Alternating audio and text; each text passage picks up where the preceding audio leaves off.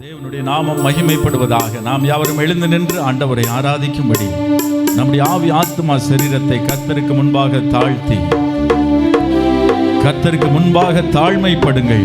அப்பொழுது அவர் உங்களை உயர்த்துவார். கண்களை மூடி 1000 நாளை பார்க்கிலும் உம்முடைய பிரகாரங்களில் செல்லும் ஒரே நாள் நல்லது ஆண்டவரே.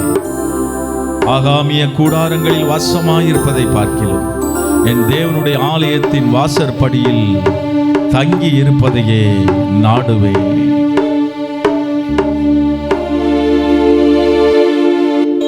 தேவா பிரசன்னம் தாருமே,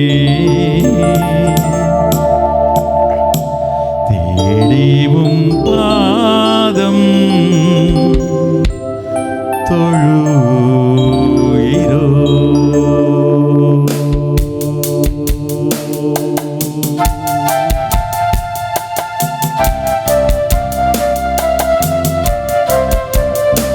உம்முடைய பிரசன்னம் மாத்திரமே எங்களுக்கு மேன்மை ஆண்டவரே. அதுவே எங்களுக்கு அடைக்கலமா ஆறுதலமா இருக்கிறது அப்பா.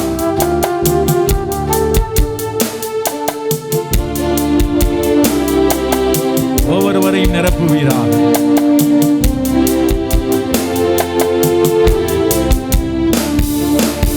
தேவா பிரசன்னம் தாருமே, தெய்வம் பாதம் தொழுகிறோ. தேவா பிரசன்னம் தாருமே, தெய்வம் பாதம் தொழுகிறோ. இயேசுவேவும் ஜெய நாமத்திலே இன்பமுடன் கூடி வந்தோ. இயேசுவேவும் திவ்ய நாமத்திலே இன்பமுடன் கூடி வந்தோ. தேவா பிரசன்னம் தாருமே, தெய்வம் பாதம் தொழுகிறோ. தேவா பிரசன்னம் தாருமே, தெய்வம் பாதம் தொழுகிறோ.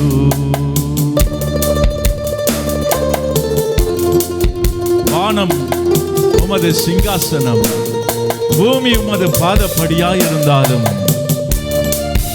எங்கள் இருதயத்துக்குள் வாசம் பண்ணுகிறவரே, நான் உங்கள் நடுவிலே உலாவி உங்கள் தேவனாய் இருப்பேன் என்றவரே. நாங்கள் கூப்பிடும் பொழுதெல்லாம் எங்களுக்கு சமீபமாயிருப்பவரே.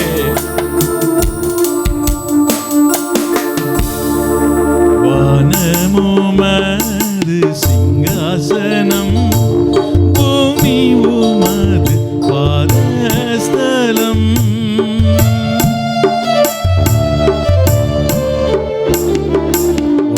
வானமுமது சிங்காசனம், பூமி உமது பாதஸ்தலம்.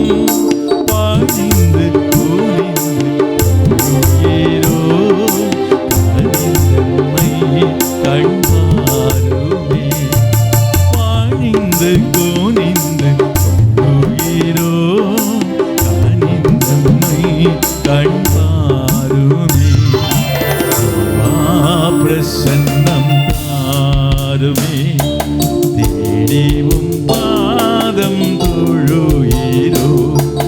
தேவா பிரசன்னம் தாருமே, தேடிவும் பாதம் தொழுகிறோ. சாரோனின் ரோஜாவே, பள்ளத்தாக்கின் லீலி புஷ்பமே, 1000 10,000ங்களில் சிறந்தவரே. ராஜாதி ராஜாவே, கர்த்தாதி கர்த்தாவே, ஒருவராய் பெரிய அதிசயங்களை செய்கிறவரே, வானங்களை ஞானமாய் உண்டாக்கினவரே, பெரிய சுடர்களை உண்டாக்கினவரே, எகிப்தியரின் தலைச்சன்களை சங்கரித்தவரே,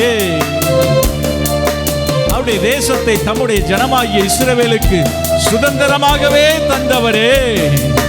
எங்களுடைய தாழ்வில் எங்களை நினைத்தவரே, மாம்ச தேகமுள்ள யாவுக்கும் ஆகாரம் கொடுப்பவரே, உம்மை துதிக்கிறோம்.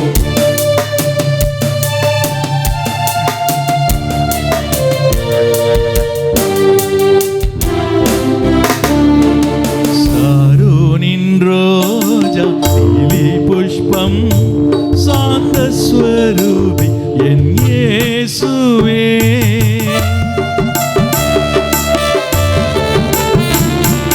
சாரோனின் ரோஜா லீலி புஷ்பம் சாந்த ஸ்வரூபி என் இயேசுவே, ஆயிரம் பேரிலும் சிறந்தோராம் ஆவலுடன் தொழுகிறோ, ஆயிரம் பேரிலும் சிறந்தோராம் ஆவலுடன் தொழுகிறோ, தேவா பிரசன்னம் தாருமே, தீவும் பாதம் தொழுகிறோ. ஆமாண்டவரே, ஆவலோடு உம்மை தொழுது கொள்ள வந்திருக்கிறோம். கர்த்தருடைய ஆலயத்திற்கு போவோம் வாருங்கள் என்று சொன்னபோது நான் மகிழ்ச்சியாயிருந்தேன். என் ஜனங்கள் நான் அளிக்கும் நன்மையினால் திருப்தி அடைவார்கள் என்றவரே, உம்முடைய ஆலயத்தின் சம்பூரணத்தினால் எங்களை திருப்தியாக்கும் ஐயா. உம்மை நோக்கி ஏறெடுக்கப்பட்ட ஒவ்வொரு கைகளையும் நோக்கி பார்க்கிற தேவன் ஒவ்வொருவருக்கும் வேண்டிய நன்மைகளை அருளி செய்வீராக. கர்த்தர் நன்மையானதை தருவார், தேசமும் தன் பலனை கொடுக்கும். கர்த்தர் செய்த உபகாரங்கள் கணக்குரைத்து எண்ணலாகுமோ, எத்தனை நன்மை கர்த்தர் செய்த உபகாரங்கள் கணக்குரைத்து எண்ணலாகுமோ, ரட்சிப்பின் பாத்திரம் கையில் ஏந்தி ரட்சகரை தொழுகிறோ, ரட்சிப்பின் பாத்திரம் கையில் ஏந்தி ரட்சகரை தொழுகிறோ, தேவா பிரசன்னம் தீவும் பாதம் தொழுகிறோ, தேவா பிரசன்னம் தாருமே, தீவும் பாதம் தொழுகிறோ, இயேசுவேவும் திவ்ய நாமத்திலே இன்பமுடன் கூடி வந்தோ, இயேசுவேவும் திவ்ய நாமத்திலே இன்பமுடன் கூடி பிரசன்னம் தாருமே, தீவும் பாதம் தொழுகிறோ, தேவா பிரசன்னம் தாருமே. கைகளை உயர்த்தி, ரெண்டு கைகளையும் ஆண்டவருடைய சமூகத்தில் அப்படியே உயர்த்தி, தேடிவும் பாதம் தொழுகிறோ,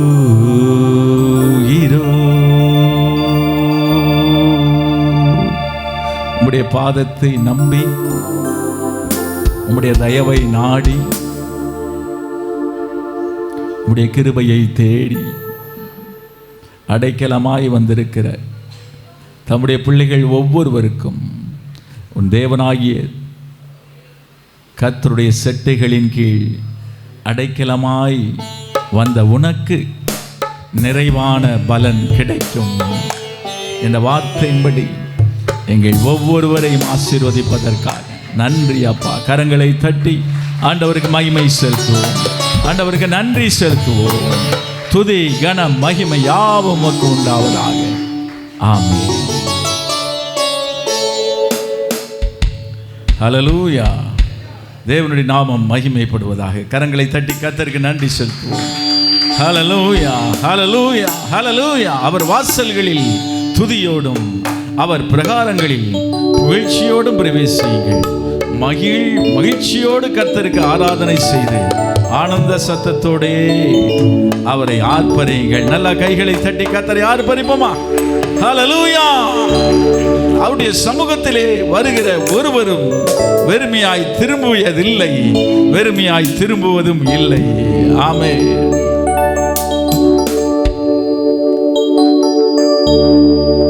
குஷ்டரோகி ஒருவன் ஆண்டவருடைய சமூகத்திலே ஓடி வந்தான். இயேசு ஒரு பட்டணத்தில் இருக்கையில், வேதம் சொல்லுகிறது லூக்கா 5:12, அப்பொழுது அவர் ஒரு பட்டணத்தில் இருக்கையில் குஷ்டரோகத்தினால் நிறைந்த ஒரு மனுஷன் இயேசுவை கண்டு அவர் பாதத்தில் முகங்குப்புற விழுந்து, இயேசுவே, ஆண்டவரே, என்னை சித்தமாக்க உமக்கு சித்தம் உண்டா என்றான். உமக்கு சித்தம் இருந்தால் என்னை சுத்தமாக்கும் என்றான். குஷ்டரோகத்தினால் நிறைந்த ஒருவன் என்று வேதம் சொல்கிறது. அப்படி என்றால் அவன் சரீரம் முழுவதும் குஷ்டரோகம். அவனை கண்டாலே பல அடி தூரத்திலிருந்து மக்கள் விலகி விடுவார்கள். ஊரினால் ஒதுக்கி வைக்கப்பட்ட ஒரு மனிதன் அவன் இயேசுவை கண்டான். அவன் உள்ளம் எப்படி வேதனை அடைந்த நிலைமையில் இருந்திருக்கும், எவ்வளவு துக்கத்தோடு வந்திருப்பான். இயேசுவாது எனக்கு விடுதலை தரமாட்டாரா என்று. அது மட்டுமல்ல, இயேசுவை கண்டவுடன் அவன் முகங்குப்புற விழுந்தான். அப்படி என்றால் ஒருத்தன் முகங்குப்புற விழுந்துட்டான் அப்படின்னா அதுக்கு மேல அவன்கிட்ட ஒண்ணுமே இல்லை, எந்த நம்பிக்கையும் இல்லை. He fell down on his face என்று எழுதப்பட்டிருக்கிறது. ஒருவேளை இன்றைக்கு நீங்களும் கூட முகங்குப்புற ஆண்டவருடைய சமூகத்தில் விழுந்து, ஆண்டவரே, இந்த பிரச்சனையிலிருந்து, இந்த போராட்டத்திலிருந்து, இந்த சவாலிலிருந்து எனக்கு விடுதலை தர, என்னை விடுவிக்க, இந்த வியாதியிலிருந்து எனக்கு குணமளிக்க உம்மால் மட்டும்தான் முடியும். எத்தனை பேர் அப்படி வந்திருக்கிறீங்க? உங்கள் இருதயத்தை கர்த்தர் அறிவார். ஆண்டவர் என்ன சொன்னார்? அவனை பார்த்து தூர விலகி போகவில்லை. குஷ்டரோகிகள் தூரத்தில் வரும்போதே அவர்கள் இருக்கும் திசையில் இருந்து காற்று அடித்தாலே விலகி விடுவார்களாம். அப்படிப்பட்ட குஷ்டரோகம் நிறைந்த ஒரு மனிதனை அவர் தொட்டார். இயேசு அவனை தொட்டு, ஆண்டவரே, உமக்கு சித்தமானால் என்னை சுத்தமாக்க உம்மால் ஆகும் என்றானே. இயேசு அவனை தொட்டு அவனை சுகமாக்கி சொன்னார், சித்தம் உண்டு சுத்தமாக. பக்கத்தில் கை கொடு, சித்தம் உண்டு சுத்தமாக. அவருக்கு உங்களுக்கு விடுதலை கொடுக்க சித்தம் உண்டு. வேதம் சொல்லுகிறது. உடனே, எல்லாரும் சொல்லுமா? உடனே, immediately the leprosy left him. குஷ்டரோகம் அவனை விட்டு நீங்கிற்று. இன்றைக்கும் நீங்களும் முகம் குப்புற விழுந்து உங்கள் மனதை தாழ்த்தி ஆண்டவரை ஆராதித்தீர்கள் என்றால் உடனே உங்களுடைய பிரச்சனையை நீக்க கர்த்தர் வல்லமை உள்ளவராயிருக்கிறார். நம்புறவங்க கைகளை தட்டி, நம்பி வந்தே மேசையானா, நம்பி வந்தேனே.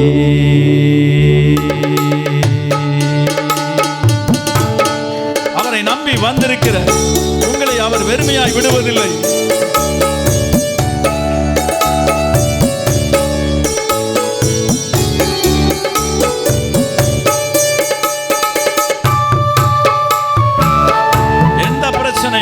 என்ன போராட்டம் அவருக்கு லேசான காரியம்.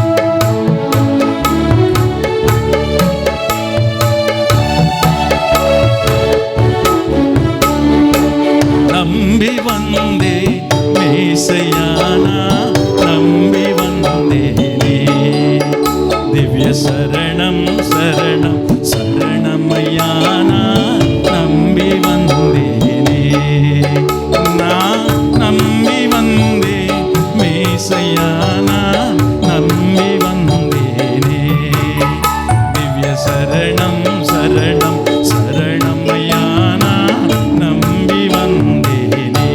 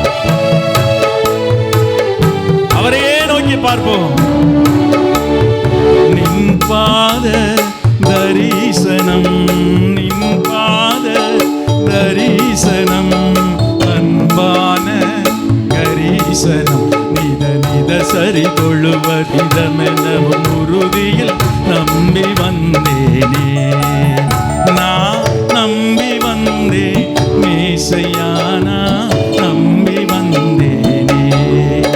திவ்ய சரணம் சரணம் சரணமையானா நம்பி வந்தேனே.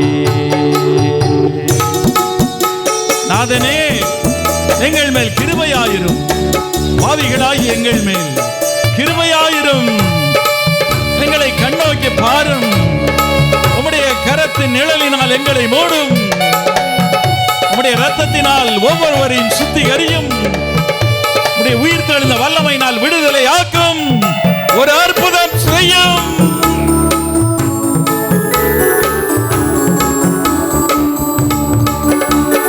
நாதனே கிருபை கூர், நாதனே கிருபை கூர், வேதனே சிறுமைத்தி அதிநலம் மிக உனதிரு திருவடி அருளே நம்பி வந்தேனே, அதிநலம் மிக உனதிரு திருவடி அருளே நம்பி வந்தேனே. நான் நம்பி வந்தே மேசையானா நம்பி வந்தேனே. திவ்ய சரணம் சரணம் சரணமையானா நம்பி வந்தேனே. திவ்ய சரணம் சரணம் சரணமையானா நம்பி வந்தேனே. பாவியில் பாவியே பாவியில் பாவியே, கோவியில் கோவியே, கன பதிவுடன் அருள் புரி அகல விடாதே நம்பி வந்தேனே.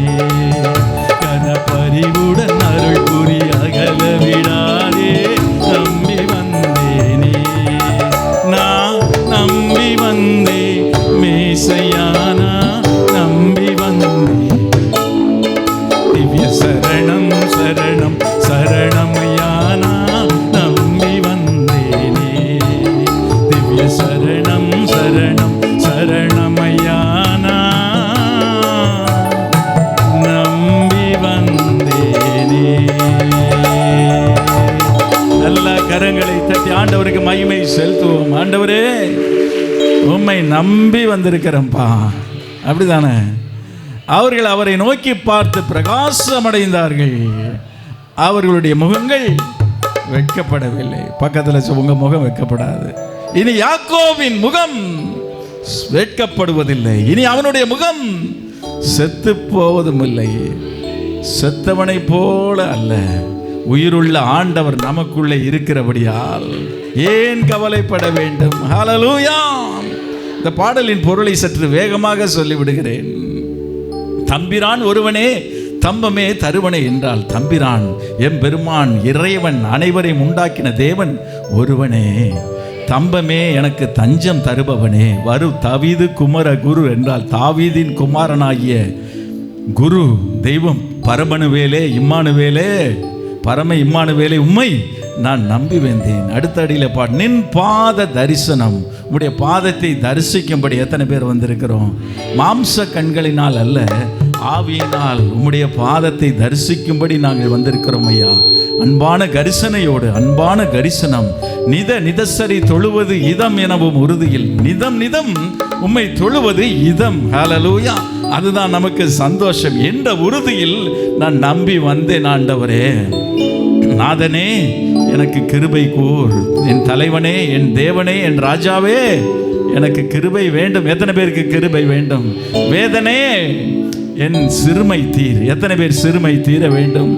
அதிநலம் மிகும் அதிக நன்மைகளை தருகிற உனது இரு திருவடியின் அருளை நான் நம்பி வந்தேன். கைகளை கூப்பி நாம் அவரை தரிசிக்கும்படி பணம் செலுத்த வேண்டியதில்லை, கால்கடுக்க காத்து நிற்க தேவையில்லை, பல்லாயிரக்கணக்கான மைல்கள் நடக்க வேண்டியதில்லை. நீங்கள் எங்கே இருக்கிறீர்களோ, எந்த நிலைமையில் இருக்கிறீர்களோ, கண்களை மூடி கரங்களை கூப்பி உங்கள் இருதயத்தை மாத்திரம் ஆண்டவருக்கு திறந்து கொடுத்து, நாதனே கிருபை கூர், நாதனே கிருபை கூர், வேதனே சிறுமை நலமிகும் உனதிர் திருவடிய நம்பி, நாதனே கிருபை கூர், நாதனே கிருபை கூர், வேதனே சிறுமை அதிநலமிகும் உனதிர் திருவடி அருளே நம்பி வந்தேனே, நான் நம்பி வந்தே மேசையானா, நம்பி வந்தேனே. திவ்ய சரணம் சரணம் சரணமையானா, நம்பி வந்தேனே. திவ்ய சரணம் சரணம் சரணமையானா, நம்பி வந்தேனே. நல்லா கைகளை தட்டி கர்த்தரை மகிமைப்படுத்துவோம். 12 வருடம் பெரும்பாடுள்ள ஸ்திரீயை சுகமாக்கின தேவன் அவரை நம்பி வருகிற ஒருவரையும் புறம்பே தள்ளியதில்லை. ஹல்லேலூயா. சந்தோஷமா இருக்கீங்களா? ஆமென். எல்லா சூழ்நிலையிலும் சந்தோஷமாக இருக்கலாம். ஏதாவது நல்லது நடந்தால் சந்தோஷமாக இருக்கலாம், அப்படி தானே? ஒரு ப்ரமோஷன் கிடைச்சா, ஒரு சம்பள உயர்வு கிடைச்சா, வேலைக்கு செல்கிற பிள்ளைகளுக்கு அந்த மாத முடிந்து சம்பளம் வரும்போது அவ்வளவு ஒரு சந்தோஷமாக இருக்கும், அப்படி தானே? அதே போல் தொழில் செய்கிற மக்களுக்கு வர வேண்டிய ஒரு பணம், நெடுநாளாய் வராத ஒரு பணம் திடீரென்று வந்தால் அப்படியே சந்தோஷமாக இருக்கும், அப்படி தானே? ஒவ்வொருவருக்கும் ஒரு சந்தோஷம். படிக்கிற பிள்ளைகளுக்கு முதலாவது வந்தால் சந்தோஷம், இல்லை என்றால் அவளுக்கு ஏதாவது ஒரு பரிசு பொருள் கிடைத்தால் அவ்வளவு சந்தோஷம். தூர தேசத்திலிருந்து தகப்பன் போயிட்டு திடீர்னு வீட்டுக்கு வந்தால் பிள்ளைகளுக்கு அவ்வளவு சந்தோஷம். எல்லாமே சந்தோஷம்தான். ஆனால் நல்லது நடக்கும்போது மாத்திரமில்லை, நல்லது நடக்காமல் இருக்கும்போது, நியூட்ரலாக இருக்கும்போதும் சரி, கெட்டது நடக்கும்போது சரி, சந்தோஷமாக இருக்கிறது ரொம்ப கஷ்டம், அப்படி தானே? அது எப்போ மட்டும்தான் முடியுமா? அது தேவ ஆவியின், பரிசுத்த ஆவியினால் உண்டாகும் சந்தோஷம். ஹல்லேலூயா. தேவனுடைய ராஜ்யம் புசிப்பும் குடிப்பும் அல்ல, அது நீதியினாலும் சமாதானத்தினாலும், பக்கத்தில் சொல்லுங்க, பரிசுத்த ஆவியினால். அது நம்மால உண்டாகிற சந்தோஷம் இல்லை, சூழ்நிலைகள் கொடுக்கிற சந்தோஷம் இல்லை, ஆவியானவர் கொடுக்கிற சந்தோஷம். நல்லா கையை தட்டி அந்த சந்தோஷம் தாவீதுக்குள்ள இருந்ததுனால தான் அவன் உயிரை தேடி அவனை விரட்டி வேட்டையாட சவுல் துடிக்கிற நேரத்தில் அவன் அபிமெலேக்கு, பிலிஸ்தீரின் ராஜாவாகி அபிமெலேக்கிட்ட போய் தஞ்சம் புகுந்தான். அங்கே புகுந்த அவனே ஒரு எதிரி, அவனே எப்போ இவனை போட்டு தள்ளலாம் தான் இருந்திருப்பான். ஆனால் அவன்கிட்ட போய் அவன் என்ன எப்படி நடித்தான்? பைத்தியக்காரனை போல. அப்படித்தான் சங்கீதம் 34 அறிமுகம் சொல்லுகிறது. கர்த்தர் தாவீது அபிமெலேக்குக்கு முன்பாக வேஷம் மாறினான். அப்படியே பைத்தியக்காரன் நடிக்கிற போல நடித்து வாயில நுரையெல்லாம் தள்ளி அப்படியே பைத்தியம் மாதிரி நடிச்சு அவன் தப்பிச்சான். அப்படி நடிச்ச வேளையில அவன் பாடின சங்கீதம். அப்ப யாராவது சங்கீதம் பாட முடியுமா? புலம்பதான் முடியும், அப்படிதானே? எப்படி இருந்தா இப்படி ஆயிட்டனே அப்படின்னு நம்ம பல நேரம் புலம்பலாம். இல்லைன்னா இப்படி இருந்தா எப்படி இருந்திருக்கும் அப்படின்னு ஏங்கலாம். ஆனா தாவீது அந்த சூழ்நிலையிலும் அவன் பாடினா, கர்த்தரை நான் எக்காலமும் ஸ்தோத்தரிப்பேன். அப்படிப்பட்ட ஒரு இருதயத்தை கர்த்தர் நமக்கு தருவாராக. எக்காலமும் ஸ்தோத்தரிப்பே, எந்நேரமும் துதித்திடுவே, என்னை தாழ்த்தி பணிந்திடுவே, உம் நாமம் உயர்த்துவே, உம்மை பாடி மகிழுவே. எக்காலமும் ஸ்தோத்தரிப்பே, எந்நேரமும் துதித்திடுவே, என்னை தாழ்த்தி பணிந்திடுவே, உம் நாமம் உயர்த்துவே, உம்மை பாடி மகிழுவே. நீ செய்ததை மறக்க கூடுமோ? இந்த வாழ்க்கை நீ தந்ததே. நீ செய்ததை மறக்க கூடுமோ? இந்த வாழ்க்கை நீ தந்ததே. உம்மை ருசித்தே நல்லவர் என்று என்றும் துதிப்பேன் நான் நீயோடு. உம்மை ருசித்தே நல்லவர் என்று இன்னும் துதிப்பேன் நான் நீயோடு. சேர்ந்து பாடுவோம். எக்காலமும் ஸ்தோத்தரிப்பே, எந்நேரமும் துதித்திடுவே, எக்காலமும் நல்லா பாடுவோம். துதித்திடுவே, என்னை தாழ்த்தி பணிந்திடுவே, உம் நாமம் உயர்த்துவே, உம்மை பாடி மகிழுவே. நீ செய்ததை மறக்க கூடுமோ, இந்த வாழ்க்கை நீ தந்ததே. நீ செய்ததை மறக்க கூடுமோ, இந்த வாழ்க்கை நீ தந்ததே. உம்மை ருசித்தே நல்லவர் என்று இன்னும் துதித்தே நன்றியோடு. உம்மை ருசித்தே நல்லவர் என்று இன்னும் துதித்தே நன்றியோடு. காலங்கள் கடந்து போனதே, உம் கிருபை என்னை நிறுத்துதே. காலங்கள் கடந்து போனதே, உம் கிருபை என்னை நிறுத்துதே. இக்கட்டுக்கெல்லாம் விலக்கி உந்தன் மறைவில் வாய்த்தீரே. இக்கட்டுக்கெல்லாம் உந்தன் மறைவில் வாய்த்தீரே. நீ செய்ததை மறக்க கூடுமோ, இந்த வாழ்க்கை நீ தந்தது. நீ செய்ததை மறக்க கூடுமோ, இந்த வாழ்க்கை நீ தந்ததே. எஸ், உம்மை ருசித்தே நல்லவர் என்று இன்னும் துதிப்பே நன்றியோடு. உம்மை ருசித்தே நல்லவர் என்று இன்னும் துதிப்பே நன்றியோடு. தேவைகள் என்னை சூழ்ந்ததே, உம் கரங்கள் எல்லாம் தந்ததே. எத்தனை பேருக்கு தேவைகளா இருக்குது? தேவைகள் சூழ்ந்த நேரத்தில், கடந்த மாதத்தில் எத்தனை பேர் தேவைகளை கர்த்தர் சந்தித்தார்? பாதி பேர் கையோயத்திலே தேவைகள் ஆண்டவர் சந்தித்ததுனால தான் இங்கே இருக்கிறோம். அப்படிதானே?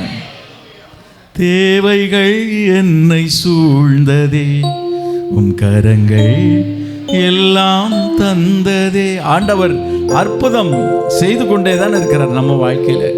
ஒவ்வொரு நாளும் செய்து கொண்டே இருக்கிறார். ஆனால் அன்றைக்கு சீடர்கள் கூட ஆண்டவர் செய்த அற்புதத்தை மறந்து போனார்கள். இஸ்ரவேல் மக்களும் அப்படித்தான் மறந்து போனார்கள்.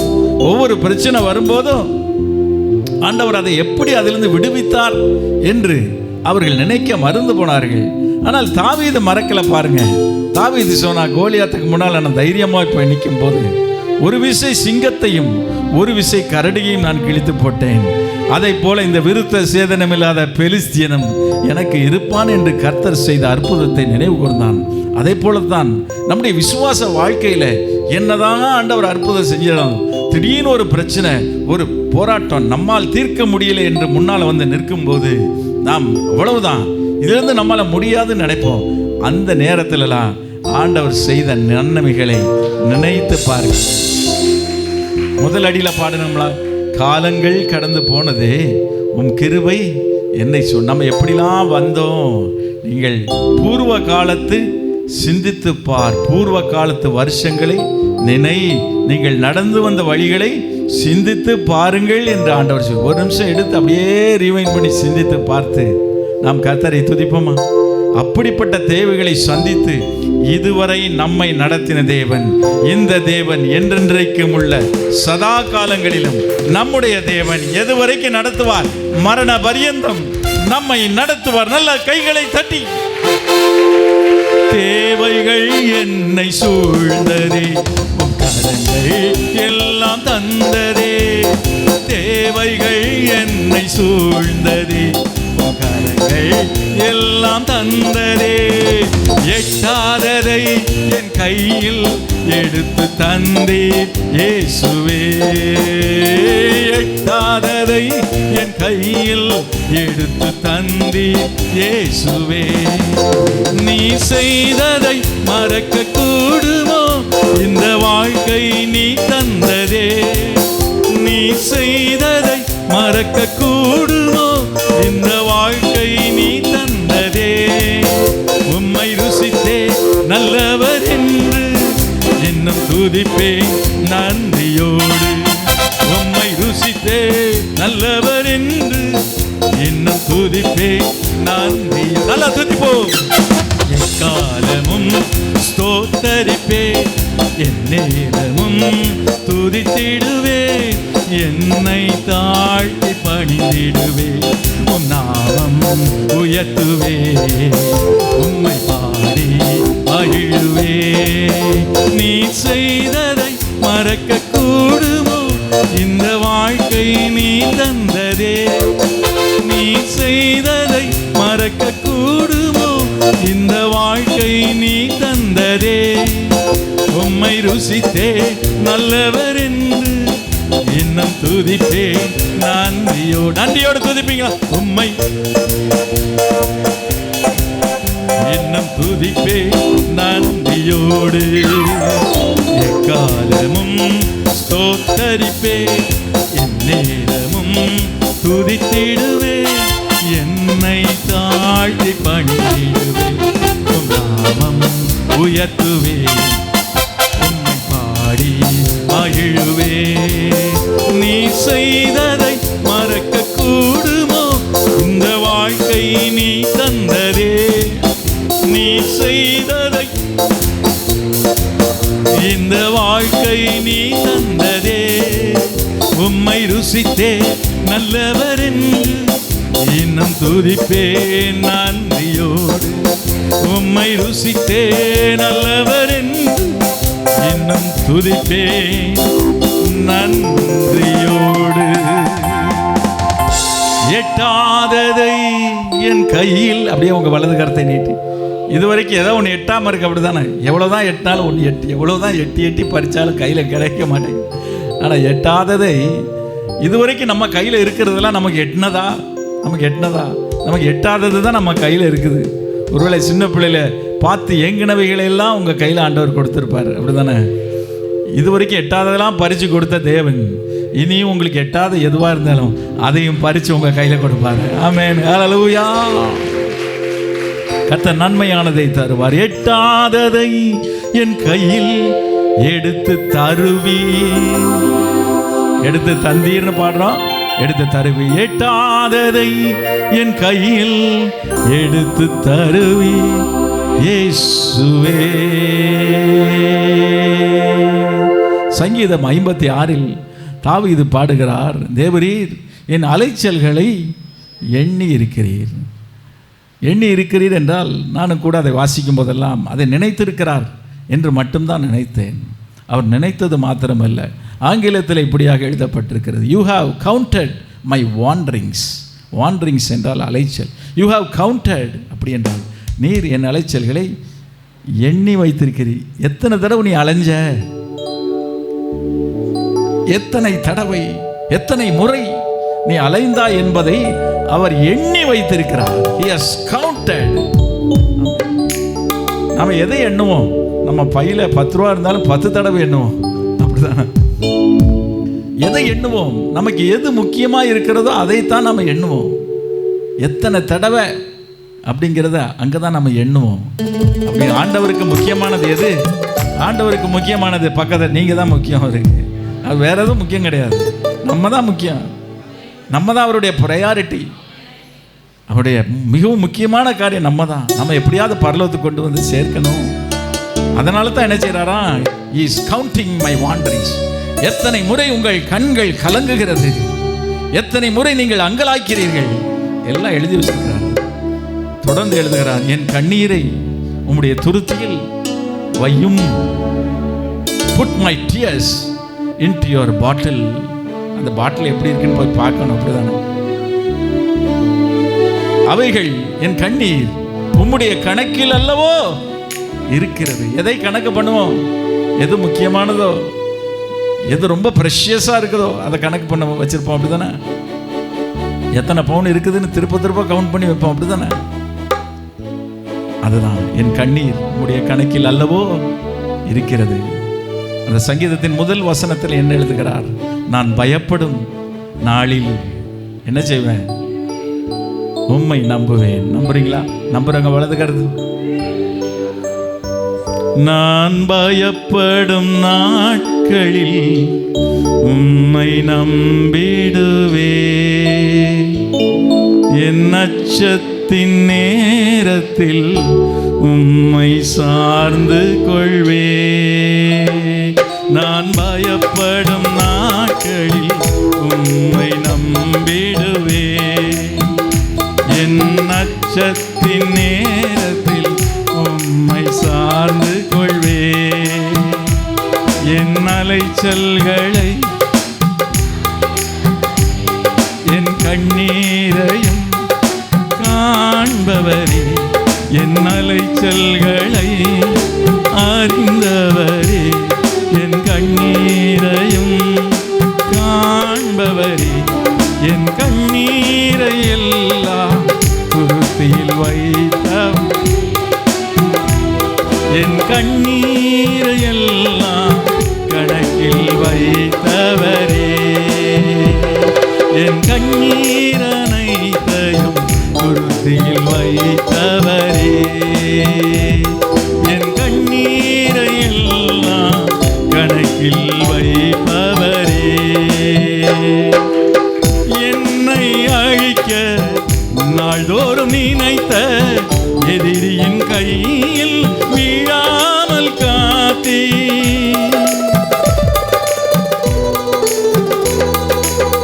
என்னை அழிக்க நாள்தோறும் நினைத்த எதிரியின் கையில் வீழாமல் காத்தீ. சத்துருக்கள் முன்பு பந்தியை வைத்து எண்ணெயினாலே அபிஷேகம் செய்தி. சத்துருக்கள் முன்பு பந்தியை வைத்து எண்ணெயினாலே அபிஷேகம் செய்தி. என் அலைச்சல்களை அறிந்தவரே, என் கண்ணீரையும் காண்பவரே, என் அலைச்சல்களை அறிந்தவரே, என் கண்ணீரையும் காண்பவரே, என் கண்ணீரனை குருத்தியில் வைத்தவரே, என் கண்ணீரை எல்லாம் கணக்கில் வைப்பவரே, என் கண்ணீரனைத்தையும் குருத்தியில் வைத்தவரே, என் கண்ணீரை எல்லாம் கணக்கில் வைப்பவரே. நான் பயப்படும் நாட்களில் உம்மை நம்பி. நம்புறீங்களா? அப்படியே நம்பிக்கையோட பாருங்க. என் அச்சத்தின் நேரத்தில் நான் பயப்படும் நாட்களில் உம்மை. எதுக்கு பயப்படுறீங்க? என் அச்சத்தின் நேரத்தில் உம்மை சார்ந்து கொள்வே. என் அலைச்சல்களை அறிந்தவரே, என்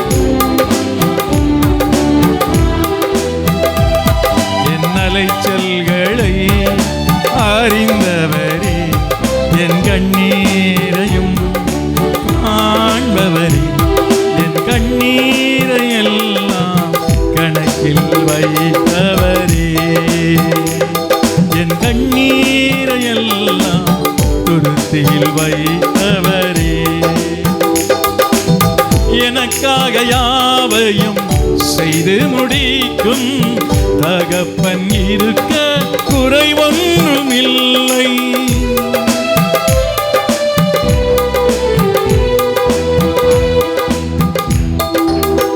எனக்காக யாவையும் செய்து முடித்த தகப்பன் இருக்க குறை ஒன்றுமில்லை. நான் நம்பும் மனித நிரந்தரமில்லை. நீர் என்னோடு இருக்க பயமேதுமில்லை. நான் நம்பும் மனித நிரந்தரமில்லை. நீர் என்னோடு இருக்க பயமேதுமில்லை. என் அலைச்சல்களை அறிந்தவரே, என் கண்ணீரையும் காண்பவரே, என் அலைச்சல்களை அறிந்தவரே, என் கண்ணீரையும் வைத்தவரே, என் கண்ணீர் அனைத்தையும் துருத்தியில் வைத்தவரே, என் கண்ணீரையில்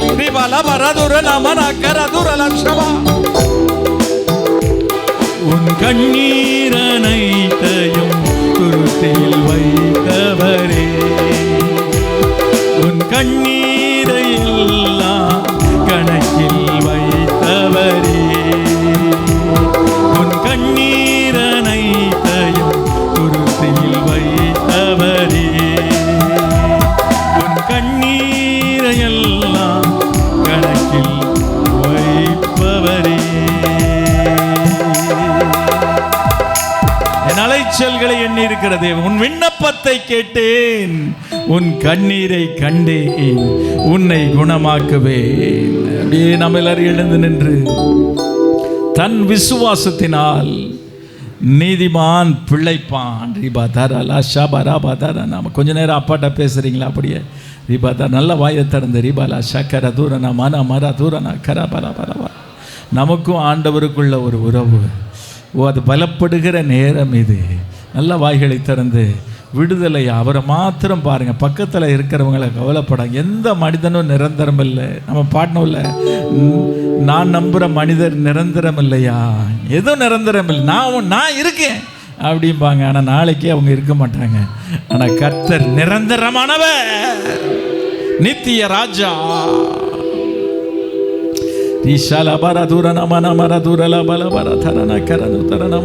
நல்ல வாய்களை திறந்து சந்தோஷமா துதிக்கு பாத்திரரே, துதிக்கு பாத்திரராகிய கர்த்தாவே உம்மை நோக்கி கூப்பிடுவேன். அதனால் என் சத்துருக்களின் கைக்கு நீங்களாகி நான் விடுவிக்கப்படுவேன். என் கால்கள் சறுக்குகிறது என்று சொல்லும் போது தேவனே உமது கிருபை என்னை தாங்குகிறது. எத்தனை பேரை கர்த்தருடைய கிருபை தாங்கிச்சு? நல்ல கையை தட்டி, நாங்க நிர்மூலமாகாதிருக்கிறது உம்முடைய கிருபை.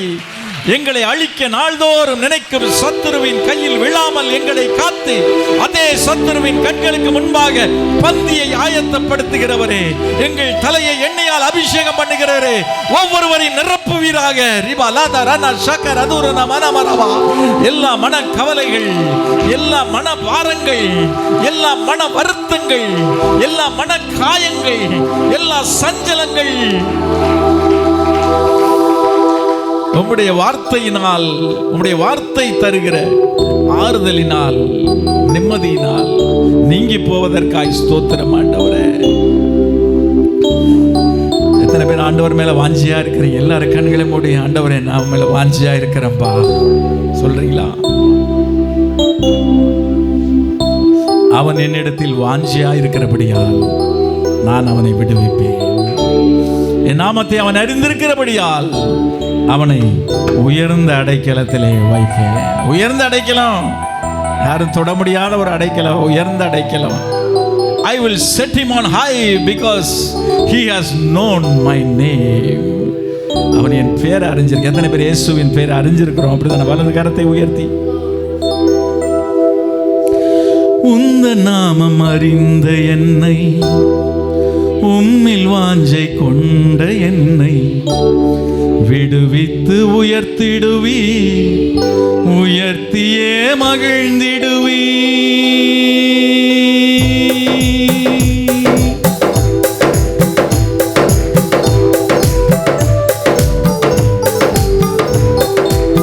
உந்த நாமம் அறிந்த என்னை, உம்மில் வாஞ்சை கொண்ட என்னை விடுவித்து உயர்த்திடுவி, உயர்த்தியே மகிழ்ந்திடுவி. துதிக்கு பாத்திரர் நீரல்லவோ, கனத்திற்கு பாத்திரர் நீரல்லவோ, துதிக்கு பாத்திரர் நீரல்லவோ, கனத்திற்கு பாத்திரர் நீரல்லவோ, நீரல்லவோ. ஆராதனை ஆராதனை ஆராதனை உமக்கே ஐயா. நல்லா ஆராதிப்போம். ஆராதனை ஆராதனை உமக்கே ஐயா. துதிக்கும் கனத்திற்கும் பாத்திரரே, தூய தூயவரே எந்தன் துணையாளரே, துதிக்கும் மகிமைக்கும் பாத்திரரே, மகிமையே எந்தன் மணவாளரே. எந்தன் கால்கள் சறுக்கிடும் போது விரைந்து தாங்கும் கிருபை உமது, சிறகுகளே என் அடைக்கலமையா. எந்தன் கால்கள் சறுக்கிடும் போது விரைந்து தாங்கும் கிருபையும் உமது, செட்டைகள் எனக்கு அடைக்கலமையா. அடைக்கலமே எந்தன் தாவரமே, மறைவிடமே நீரன் ஆதாரமே. அடைக்கலமே எந்தன் தாவரமே, மறைவிடமே நீரன் ஆதாரமே. ஆதாரமே ஆராதனை, ஆராதனை ஆராதனை உமக்கே ஐயா. நல்ல கரங்களை அசைத்து ஆராதனை உமக்கே ஐயா. துதிக்கும் கனத்திற்கும் பாத்திரரே, தூயவரே எந்தன் துணையாளரே, துதிக்கும் மகிமையும் பாத்திரரே, மகிமையே எந்தன் மணவாளரே. ஆராதனை நல்ல சத்தமா உமக்கே ஐயா. ஆராதனை ஆராதனை உமக்கே ஐயா. துதிக்கும் கனத்திற்கும் பாத்திரரே, தூயவரே எந்தன் துணையாளரே, துதிக்கும் மகிமைக்கும் பாத்திரரே, மகிமையே எந்தன் மணவாளரே. மறைவிடமே எந்தன் ஆதாரமே, அடைக்கலமே நீரன் ஆதாரமே. எந்தன் மறைவிடமே உம்மை ஆராதிக்கிறேன். வலது கரத்தை உயர்த்தி ஆராதனை ஆராதனை ஆராதனை உமக்கே ஐயா. ரெண்டு கைகளை முடிந்தவங்க உயர்த்தி இந்த ஒரு நிமிடம், ஆண்டவரே எங்கள் வாழ்க்கையின் மேன்மை எல்லாம் உமக்கு தான்பா.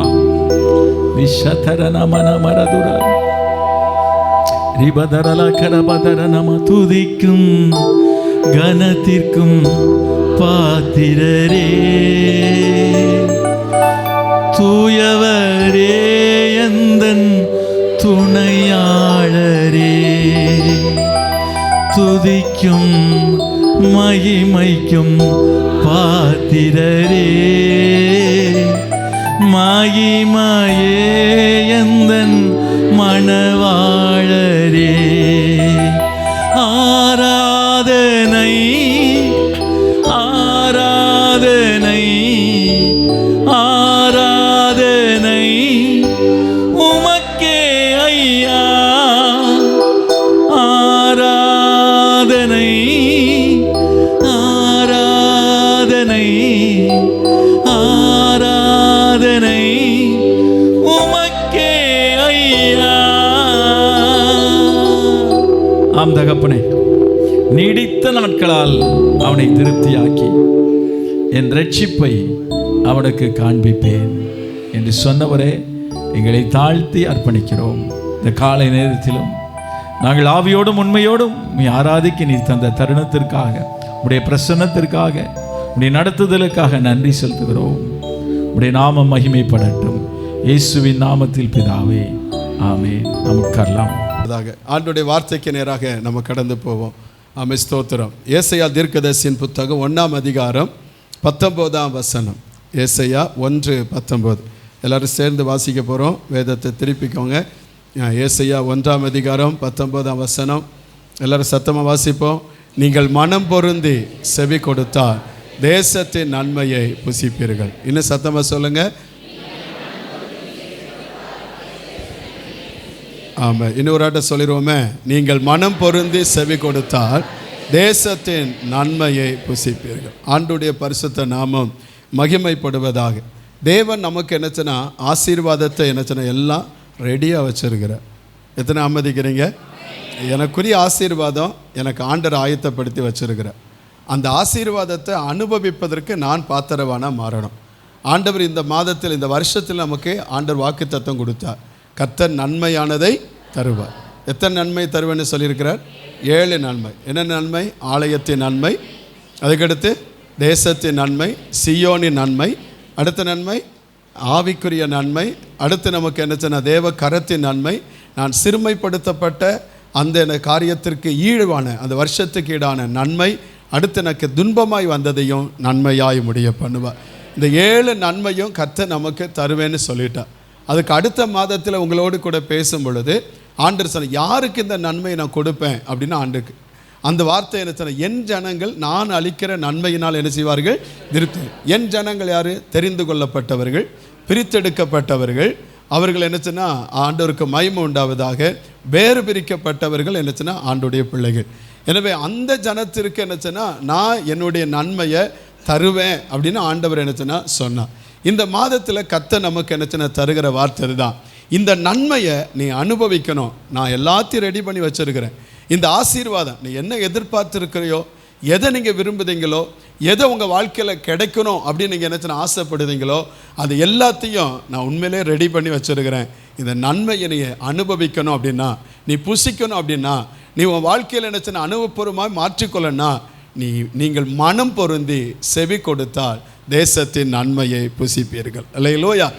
எப்போவுமே நமக்கு நல்லா தெரியணும், நம்ம ஆண்டவர் எப்போவுமே நம்ம வாழ்க்கையில் நினச்சின எல்லாத்தையும் ரெடி பண்ணிட்டு தான் கர்த்தர் நம்மை அந்த இடத்திற்கு அழைத்து கொண்டு போவார். வேதத்தை நீங்கள் வாசித்து பார்த்தீங்கன்னா ஆதியாம் புத்தகம் 2ஆம் அதிகாரம் 15ஆம் வசனத்தில் பாருங்கள். ஆவியானவர் சொல்லும் பொழுது அந்த இடத்துல தேவனாகிய கர்த்தர் மனுஷனை ஏதேன் தோட்டத்தில் அழைத்து கொண்டு வந்து அதை பண்படுத்தவும் காக்கவும் வைத்தார். அதில் 8ஆம் வசனம் நினைக்கிறேன், 8ஆம் வசனத்தை பாருங்கள். 8ஆம் வசனத்தில் பாருங்கள், தேவனாய கர்த்தர் கிழக்கில் ஏதேன் என்கிற என்ன செய்யனா ஒரு தோட்டத்தை உண்டாக்கி தான் உருவாக்கின மனுஷனை அதில் என்ன செய்தார்? தேவன் நினைச்சின கிழக்கில் ஒரு தோட்டத்தை, சகல விருட்சம், சகல ஆசீர்வாதம், சகல நன்மைகள் உள்ள ஒரு தோட்டத்தை உண்டாக்கின பின்பாக தான் உருவாக்கின மனுஷனை அந்த தோட்டத்தை அனுபவிப்பதற்காக கொண்டு வந்து வைத்தார். அல்லேலூயா. புரியுதா? விளங்குதா உங்களுக்கு? அப்போ தேவன் உன்னை ஆயத்தப்படுத்தி, எனக்கு என்னென்ன தேவையோ, எனக்கு என்ன ஆசீர்வாதம் தேவையோ அது எல்லாம் எனக்கு ஆயத்தப்படுத்தி வச்சுட்டு தான் என்ன ஆண்டவர் என்ன உருவாக்கி அவர் எனக்காக வைக்கப்பட்ட இடத்துல கொண்டு போய் என்னை ஆசீர்வதிக்க அனுமதிக்கிறார். அல்லேலூயா. ஆனால் அதனால என்ன சின்ன ஸ்தோத்திரம். நீங்கள் அந்த 15ஆம் வசனத்தில் பாருங்கள். 15ஆம் வசனம், அந்த தோட்டத்தில் என்ன சின்ன கர்த்தர் மனுஷனை அழைத்து கொண்டு வந்து அதை பண்படுத்தவும் காக்கவும் வைத்தார். அதுக்கு அடுத்த வசனம் பாருங்க. அடுத்த தேவனாய கர்த்தர் மனுஷனை நோக்கி, நீ தோட்டத்துள்ள சகல விருட்சத்தின் கனியும் புசிக்கலாம், எல்லாத்தையும் புசிக்கலாம். உனக்குன்னு ஆயத்தப்படுத்தினது, இது உனக்குரியது, இது உன்னுடைய நன்மை, இது உன்னுடைய ஆசீர்வாதம், இது உனக்காக, என் பிள்ளைகளுக்காக நான் வச்சிருக்கிறது, இதை நீ என்ன சின்ன சுதந்திரித்துக்கோ அப்படின்னு ஆண்டவர் சொன்னான். ஆனால் ஆண்டவருக்கு மயம் உண்டாது. அதில் நீ என்ன செய்யணும்? இதை புசிக்க என்ன சின்ன ஸ்தோத்திரம். 16ஆம் வசனம் பாருங்க. இதை நீ பண்படுத்தணும். நான் உனக்கு கொடுத்துருக்கிற தோட்டத்தை நீ என்ன செய்யணும்? நீ பண்படுத்தணும். அதுக்கடுத்து நீ என்ன செய்யணும்? 16 வசனம் 16 அது பண்படுத்தணும். அதுக்கடுத்து என்னது? அது என்ன? 15 பாருங்க. 15 பாருங்க. 15ல் அதில் பாருங்க, தோட்டத்தில் அதை பண்படுத்தவும் அதை என்ன செய்யணும்? காக்க. அப்போ தேவன் கொடுக்கிற அந்த இடத்தை, தேவன் நமக்கு தருகிற ஆசீர்வாதத்தை பண்படுத்துவது நம்முடைய வேலை, அதை காக்குவது நம்முடைய வேலை. அதனால தான் என்னச்சுன்னா ஸ்தோத்திரம். அப்போஸ்தலன் பவுல் சொல்லுகிறான், அப்போலோ என்னச்சுன்னா நீர்ப்பாய்ச்சி, அதாவது அப்போலோ நட்டான், பவுலாய் நான் நட்டேன், அப்போலோ நீர்ப்பாய்ச்சினா விளைய செய்கிறவர் கர்த்தர், நன்மையை தருகிறவர் கர்த்தர் தான். அல்லேலூயா. ஆசீர்வாதம் தருகிறவர் கர்த்தர் தான், விடுதலை தருகிறவர் கர்த்தர் தான். ஆமென், ஸ்தோத்திரம். உங்கள் வாழ்க்கையில் நீங்கள் எதிர்பார்க்கிற எல்லாத்தையும் தருகிறது தேவன். அதை பண்படுத்தவும் அனுபவிக்கவும் பாதுகாக்கவும் உங்கள் கையில் தான் கர்த்தர் கொடுக்கிறார். கொடுத்துட்டு என்ன சொல்லுகிறார்? இந்த தோட்டத்தில் இருக்கிற எல்லாத்தையும் நீ புசிக்கலாம், எல்லாத்தையும் என்ன செய்யலாம், புசிக்கலாம். ஆனால் ஒரே ஒரு நிபந்தனை வச்சிருக்கிறார். எப்போவுமே என்ன வேதத்தில் பார்த்தீங்கன்னா வாக்குத்தத்தமாக இருக்கட்டும், எந்த காரிய ஆசீர்வாதமாக இருக்கட்டும், இந்த ஆசீர்வாதத்தை பெற்றுக்கொள்ள, இந்த வாக்குத்தத்தை சுதந்திரிக்க அதற்கு முன்னால் பார்த்தீங்கன்னா ஒரு நிபந்தனையை கர்த்தர் வச்சிருப்பார். இந்த நிபந்தனை எந்த தேவ பிள்ளை என்னச்சுன்னா பின்பற்றுதாங்களோ, அந்த தேவ பிள்ளை என்னச்சுன்னா எந்த தேவ பிள்ளை கை கொள்ளுகிறாங்களோ அவங்களுக்கு தான் அந்த நிபந்தனையை கை கொள்ளும் பொழுது, கீழ்ப்படியும் பொழுது, அதை என்னச்சுன்னா பின்பற்றும் பொழுது அதற்கு பின்னால் இருக்கிற ஆசீர்வாதம் வரும். விளங்குனா அல்லையிலே சொல்லுங்க, விளங்கலைன்னா அமைதியாக இருங்க. தோத்துறோம். ஆண்டவருக்கு மகிமை. நம்ம நல்லா கவனிக்கணும். ஆண்டவர் என்னை ஆசீர்வதிக்கலை, ஆண்டவர் எனக்கு நன்மை செய்யலை, ஆண்டவர் எனக்கு விடுதலை தரல. நீங்கள் சரியான கீயை போடுங்க, கதவு திறக்கப்படும். நீங்கள் கீயே போடலை, ஸ்தோத்திரம், நீங்கள் ஏதோ ஒரு கீயை வச்சு நோண்டுதீங்க, அது எப்படி கதவு திறக்கப்படும்? அது நீங்கள் என்னச்சுன்னா ஸ்தோத்திரம், உங்கள் ஆசீர்வாதம் உங்கள் கையில் தான் இருக்குது. ஒரு ஊருக்கு என்னச்சுன்னா ஒரு ஞானி வந்தாரா, ஒரு என்னச்சுன்னா ஒரு பிரபலமான ஞானி வந்தாரா. அப்போ அங்கெல்லாம் என்னச்சுன்னா இப்போ இந்த சேட்டைக்கார பசங்க இருக்காங்களே, வேளாங்கண்ணி கோயிலில் போய் எல்லாம் சேட்டை பண்ணாங்கல்ல, இதே மாதிரி இந்த சேட்டைக்கார பசங்க என்ன செஞ்சாங்க, போய் என்னச்சுன்னா இவர் எப்படியாவது என்ன செய்யணும், இவரை முட்டாள் ஆக்கிடணும். யாரையா நீங்கள் வேற யாரும் சொல்லிடக்கூடாது, தோத்துறோம், ஞானியை முட்டாள் ஆக்கிடணும், அவரை முட்டாள் ஆக்கிடணும் அப்படின்னு சொல்லி இவங்க எல்லாம் என்ன செஞ்சாங்களா, இவங்க என்ன சொன்ன 4-5 பசங்கள்லாம் சேர்ந்து போனாங்க. போய் உடனே ஒரு பையன் என்னச்சுன்னா அவரை பார்த்து கேட்டானா, ஐயா நீங்கள் பெரிய ஞானி, உங்களுக்கு என்னச்சுன்னா தெரியா ஒன்றுமே இல்லை, ஆனால் நீங்கள் என்கிட்ட இருக்கிற ஒரு காரியத்தை மட்டும் எனக்கு பதில் கொடுங்க அப்படின்னாரு. அப்போ உடனே என்ன சொல்லு அப்படின்னாரு. என் கையில் என்னச்சுன்னா ஒரு பூச்சி இருக்குது, என் கையில் என்ன இருக்குது, அது ஒரு பட்டர்ஃப்ளை என் கையில் இருக்குது, இது உயிரோடு இருக்கா, அது செத்து போயிட்டா அப்படின்னு அவன் கேட்டானான். அப்போ உடனே அவர் ஞான் இல்லை, அவர் சொன்னாராம், அது உயிரோடு இருக்கதும் அது செத்து போவதும் யார் கையில் இருக்குது, அது உன் கையில் தான் இருக்குது. இவன் என்ன நினச்சான், அவர் என்ன செத்து போயிட்டுன்னா பறக்க விட்டுடலாம், அவர் என்னச்சுன்னா இல்லை அது உயிரோடு இருக்குன்னா அதை என்ன செஞ்சலாம், கையிலேயே நசிக்கிறலாம் அப்படின்னு இவன் நினச்சான். ஆனால் ஞானி சொன்னார், இதை என்னச்சுன்னா சாகடிக்கதும் இது உயிரோடு இருக்கதும் யார் கையில் இருக்குது, உங்க. ஆசீர்வாதத்தை பெற்றுக்கொள்வதும் பெறாமல் இருப்பதும் அனுபவிப்பதும் அனுபவியாமல் இருப்பதும் யார் கையில் இருக்குது, அவர் ரெடி பண்ணி வச்சுட்டார், அவர் ரெடியாக இருக்கிறார், உங்களுக்கு கொடுக்க எல்லாம் ரெடியாக இருக்கிறார். ஆனால் நீங்கள் பெற்றுக்கொள்ள நீங்கள் ஆயத்தமா? நம்ம இன்றைக்கி அநேக நேரத்தில் சொல்லுதோம், எனக்கு ஆண்டவரை என்னை ஆசீர்வதிக்க மாட்டேங்கிறார், என்னை ஆண்டவரே என்னை விடுவிக்க மாட்டேங்கிறார், எனக்கு ஒரு நன்மை கிடைக்க மாட்டேக்கு அப்படின்னு நம்ம சொல்லுதோம். இந்த வசனத்தை நீங்கள் நல்லா கவனித்து பாருங்கள். கர்த்தர் எப்போவுமே நம்மளை ஆசீர்வதிக்க அனைத்து அவர் சித்தம் உள்ளவர் தான். இஸ்ரவேலை ஆசீர்வதிப்பதே கர்த்தருக்கு பிரியம். ஆனால் நான் இன்னைக்கு என் ஆசீர்வாதத்தை நான் பெற்றுக்கொள்வதற்கு, நான் ஆசீர்வாதத்தை சுதந்திரித்து கொள்வதற்கு என்னிடத்தில் என்னச்சுன்னா இடையூறு இருக்கிறது. இந்த ஆசீர்வாதத்தை என் வாழ்க்கையில் என்னச்சுன்னா பெற்றுக்கொள்ள தடையாக இருக்கிற காரியம் என்ன, அதை இன்னைக்கு நம்ம என்னச்சுன்னா ஸ்தோத்திரம், இந்த முதல் ஆராதனை இருந்தாலும் அதை நம்ம இன்னைக்கு நகட்டி போட்டுட்டோன்னா, இல்லை தள்ளி விட்டுட்டோன்னா, இல்லை கை கொள்ள வேண்டியதை கை கொண்டு ஸ்தோத்திரம் கீழ்ப்படிய வேண்டியதை கீழ்ப்படிந்து ஸ்தோத்திரம் ஆண்டவருடைய நிபந்தனைக்கும் நியாயத்திற்கும் நீதிக்கும் நம்ம உண்மையை என்னச்சுன்னா ஒப்பு கொடுத்துட்டோன்னா கர்த்தர் நமக்கு இன்னைக்கு ஒரு அற்புதத்தை செய்வார். இன்னைக்கு தேசத்தின் நன்மையை புசிப்பீங்க. இன்னைக்கு கர்த்தர் நீங்கள் என்னச்சுன்னா பல என்னச்சுன்னா ஸ்தோத்திர மாதங்களாய், பல வருஷங்களாய், பல என்னச்சு நாட்களாய் காத்துக்கொண்டு இந்த வருஷத்தில் எப்படியாவது கர்த்தர் சொன்னபடி எனக்கு நன்மை வரும் என்று சொன்ன நீங்கள் உங்கள் வாழ்க்கையில் அதை எதிர்பார்த்து என்னச்சுன்னா ஸ்தோத்திரம் உங்கள் கண்கள் பூத்து போயிருந்தாலும் இன்றைக்கு என்னச்சுன்னா தேவனுக்கு என்னச்சுன்னா பரிசுத்த ஆவியன் உங்கள் கூட இடைபடுவா. நீங்கள் ஒப்பு கொடுத்து பாருங்கள், தேவன் உங்களுக்கு அற்புதத்தை செய்வார். இந்த நாள் அதை பெற்றுக்கொள்ள முடியும். அல்லேலூயா. கர்த்தருக்கு மகிமை உண்டாவதாக. இன்னொரு சம்பவத்தை உங்களுக்கு நினைப்பூட்டுகிறேன். ஆதியாகமம் 26ஆம் அதிகாரத்தில் பாருங்க, அந்த 1ஆம் வசனத்தில் வாசிக்கும் பொழுது ஈசாக்கு, அதாவது ஆபிரகாம் நாட்களில் வந்த பஞ்சத்தை காட்டிலும் கொடிதான ஒரு பஞ்சம் ஈசாக்கு நாளில் வந்துட்டு, அந்த பஞ்சம் வந்து அந்த நாட்களில் என்ன செய்தானா, அவன் அதிலிருந்து தப்பித்துக்கொள்ள அவங்க அப்பா மாதிரி என்ன எகிப்து தேசத்துக்கு போக அவன் முயற்சி எடுத்தான். உடனே கர்த்தர் என்னச்சுன்னா ஈசாக்கோடு சொன்னப்பா, நான் ஆபிரகாமினுடைய தேவன், வாக்குத்தத்தம் பண்ணியிருக்கிறேன், நீ என்னச்சுன்னா அங்கே போகாத, நான் சொல்லுற இடத்துல குடியிரு அப்படின்னு சொன்னால் 5ஆம் வசனம் சொல்லுகிறது, அவன் கேராரிலே குடியிருந்தான். பாருங்க, நான் உன் சந்ததியை வானத்தி நட்சத்திரங்களை போல பெருக பண்ணி உன் சந்ததிக்கு இந்த தேசங்கள் யாவையும் தருவேன், உன் சந்ததிக்குள் பூமியில் சகல ஜாதிகளும் ஆசீர்வதிக்கப்படும் என்று கர்த்தர் வாக்குத்தத்தம் பண்ணினான். அடுத்த வசனம் பாருங்க, அடுத்த வசனம், ஈசாக்கு கேராரில் குடியிருந்தான். அது எப்படி இருந்தது? ஒரு பஞ்சம் உள்ளது. அது எப்படிப்பட்ட பஞ்சம்? எங்கள் அப்பா நாட்களில் வந்த பஞ்சத்தை காட்டிலும் இந்த பஞ்சம் கொடுமையானது. நல்லா கவனிக்கணும். நம்ம அநேக நேரத்தில் பிரச்சனையை தப்பித்துக்கொள்ள நம்ம சுய வழியை நம்ம தேடுகிறோம். அமைத்தோத்திரம் அதுக்கு நம்ம பின்னால் வரும்பொழுது உங்களுக்கு இன்னும் கொஞ்சம் விளங்கும். நம்ம என்ன செய்ய சொந்த வழியை நம்ம தேடுகிறோம். ஆனால் கர்த்தர் எனக்கு வச்சிருக்கிற வழி என்ன என்பதை என்னைக்காவது நம்ம புரிஞ்சிருக்கோமா? தேவன் என்ன இதிலிருந்து தப்பித்து கொள்வதற்கு தேவன் என்ன சொல்லியிருக்கிறா அது என்ன நம்ம அறிந்திருக்கோமா? நம்ம அநேக நேரத்தில் நாமே ஒரு வழியை தேடுதோம். நாமே ஒரு என்ன போக்கை நம்ம உண்டாக்கி கொள்ளுகிறோம்.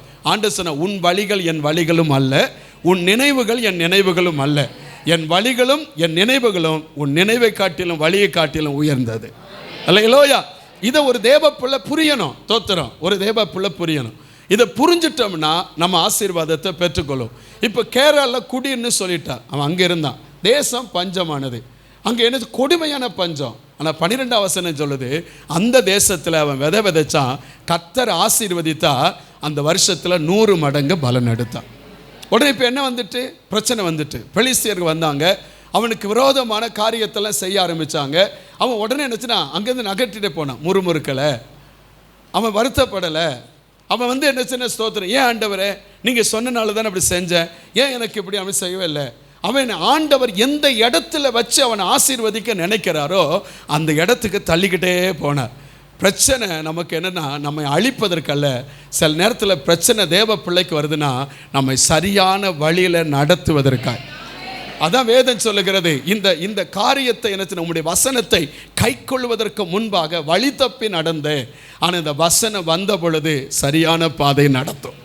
அல்லேலூயா. நான் உனக்கு போதித்து நீ நடக்க வேண்டிய வழியை உனக்கு காட்டுவேன். உன் மேலே கண்ணை வைத்து உனக்கு அழுது நடக்க வேண்டிய வழிகளை நடத்துகிற தேவனாகிய கர்த்தர் நானே அப்படின்னு சொன்னான். நமக்கு வசனம் எல்லாம் நல்லா தெரியும். அல்லேலூயா. வசனத்தை சொன்ன நம்ம பிச்சு தள்ளிடுவோம். ஆனால் உண்மை அந்த வசனத்தை கை கொள்ளுகிறோமா? இப்போ அவனுக்கு பிரச்சனை வந்துட்டு நம்ம என்ன நினைக்கிறோம்? என்ன ஆண்டவரே நீங்கள் சொன்னபடி தானே இருந்தேன், எனக்கு ஏன் இந்த பிரச்சனை, ஏன் எனக்கு இந்த நெருக்கம், எனக்கு ஏன் ஆண்டவர்? அவன் முறுமுறுக்கவே இல்லை. அவன் போய்கிட்டே இருந்தான். நீ வாக்குவாதம் பண்ணுதே அப்போ, ஏன்னா அவனுக்கு ஒன்று தெரியும், நான் நம்புகிறவர் இன்னார் என்பதை அறிந்திருக்கிறேன். அவர் எனக்கு ஒரு நாள் தீமை செய்யவே மாட்டார், அவர் நன்மை தான் செய்வார். அல்லேலூயா. அந்த நம்பிக்கை அவன் ஆண்டவர் மேலே வச்சுருந்தான். அந்த உறுதி ஆண்டவர் மேலே வச்சுருந்தான். உடனே அவன் அடுத்து போனான். 22ஆம் வசனம் இப்படி சொல்லுது. 22 பின்பு அவ்விட விட்டு பெயர்ந்து போய் வேறொரு துறவை வெட்டினா அதை குறித்து அவர்கள் வாக்குவாதம் பண்ணவில்லை. அப்பொழுது அவன் நாம் தேசத்தில் பழுகும்படிக்கு இப்பொழுது கர்த்தர் நமக்கு இடம் உண்டாக்கினார் என்று சொல்லி அதற்கு ரெகோபோத் என்று பெயரிட்டான். அல்லேலூயா. அந்த இடத்துல தான் சொல்லுதாங்க, கர்த்தர் உம்மோடு இருக்கிறார் என்பதையும் நீ தேவனால் ஆசீர்வதிக்கப்பட்டவர் என்பதையும் சத்துருக்களும் சொல்லி சமாதான உடன்படிக்கை பண்ண கர்த்தர் கிருபையை கொடுத்தார். அன்பு தேவ பிள்ளைகளே, உங்களுக்கு வருகிற நெருக்கங்களும் உங்களுக்கு வருகிற போராட்டங்களும் உங்கள் வாழ்க்கையில் வருகிற நினைச்சின தீமையான காரியம் நீங்கள் நினைக்கிறீங்க, ஆண்டவர் எனக்கு தீமை செஞ்சுட்டா, எனக்கு ஆண்டவர் என்னை மறந்துட்டா, என்னை கைவிட்டுட்டான்னு நினைக்கிறீங்க. இல்லை இல்லை, கர்த்தர் உங்களுக்கு அனுமதிக்கிற இந்த காரியம் நன்மைக்கு ஏதுவாகத்தான். ஆண்டவர் நினைச்சின உங்க கூட இருக்கிறார் என்பதையும் நீங்கள் தேவனால் ஆசீர்வதிக்கப்பட்டவர் என்பதையும் ஜாதிகள் அறிந்து கொள்வதற்கு தான் தேவன் அதை அனுமதித்தார். அல்லேலூயா. எனவே நமக்கு வருகிற பாடுகள் உபத்திரங்களை ஒருபோதும் தேவனுக்கு விரோதமாய் முறுமுறுக்காதபடி தேவன் நடத்துகிற வழியை புரிந்து கொள்ள அதை அனுபவிக்க கர்த்தர் நமக்கு கிருபையை தருவாராக. அல்லேலூயா. ஆண்டவருக்கு மகிமை உண்டாவதாக. தேவன் என்ன சொல்லுகிறார் இந்த இடத்துல? இப்போ இந்த சாப்டருக்கு வருவோம். ஸ்தோத்திரம். அந்த ஏசியா தீர்க்கதரிசியின் புத்தகம் 1ஆம் அதிகாரத்துக்கு வந்துடுவோம்.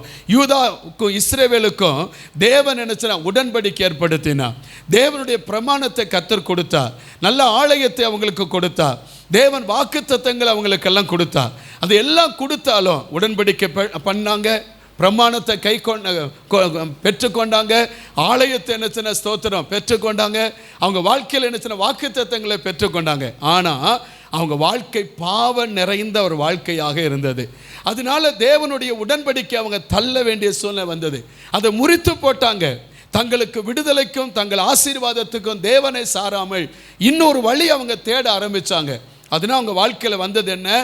ஸ்தோத்திரம். நல்லா கவனிக்கணும். மனுஷனுடைய பாவம் தேவனுடைய ஆசீர்வாதத்தையும் பாதுகாப்பையும் விட்டு நம்மை பிரித்து விடும் என்பதை மறக்கக்கூடாது. நம்முடைய என்ன வாழ்க்கையில் நம்ம செய்கிற தவறுகள், நாம் செய்கிற என்ன ஆண்டவருக்கு விரோதமான காரியங்கள் நம்முடைய ஆசீர்வாதத்தையும் தேவனுடைய பாதுகாப்பையும் நம்மை விட்டு என்ன அது பிரித்து விடும். ஆண்டவருக்கு மகிமை உண்டாது. அங்கே என்ன செய்தாங்க? 1ஆம் அதிகாரம் 2ஆம் வசனத்தில் பாருங்க, பிள்ளைகளை வளர்த்து ஆதரித்தேன். 1:2 பாருங்க, பிள்ளைகளை வளர்த்து என்ன செய்தேன்? ஆதரித்தேன். அவர்களோ எனக்கு விரோதமாக என்ன செய்தாங்க? கலகம் பண்ணாங்க. 3ஆம் வசனத்தில் பாருங்க, ஸ்தோத்திரம், மாடு தன் எஜமானையும் கழுதை தன் ஆண்டவரின் முன்னணியும் அறியும், இஸ்ரவேலோ அறிவில்லாமலும் என் ஜனம் உணராம போயிட்டு அப்படின்னு சொல்லுகிறாரு. அடுத்து 4ஆம் வசனத்தில் பாருங்க, ஐயோ பாவமுள்ள ஜாதி, அக்கிரமத்தால் பாரம் சுமக்கிற ஜனம், பொல்லாதவர்களின் சந்ததி, கேடு உண்டாக்குற புத்தராயிருக்கிறார்கள். எதுக்கு தெரியுமா?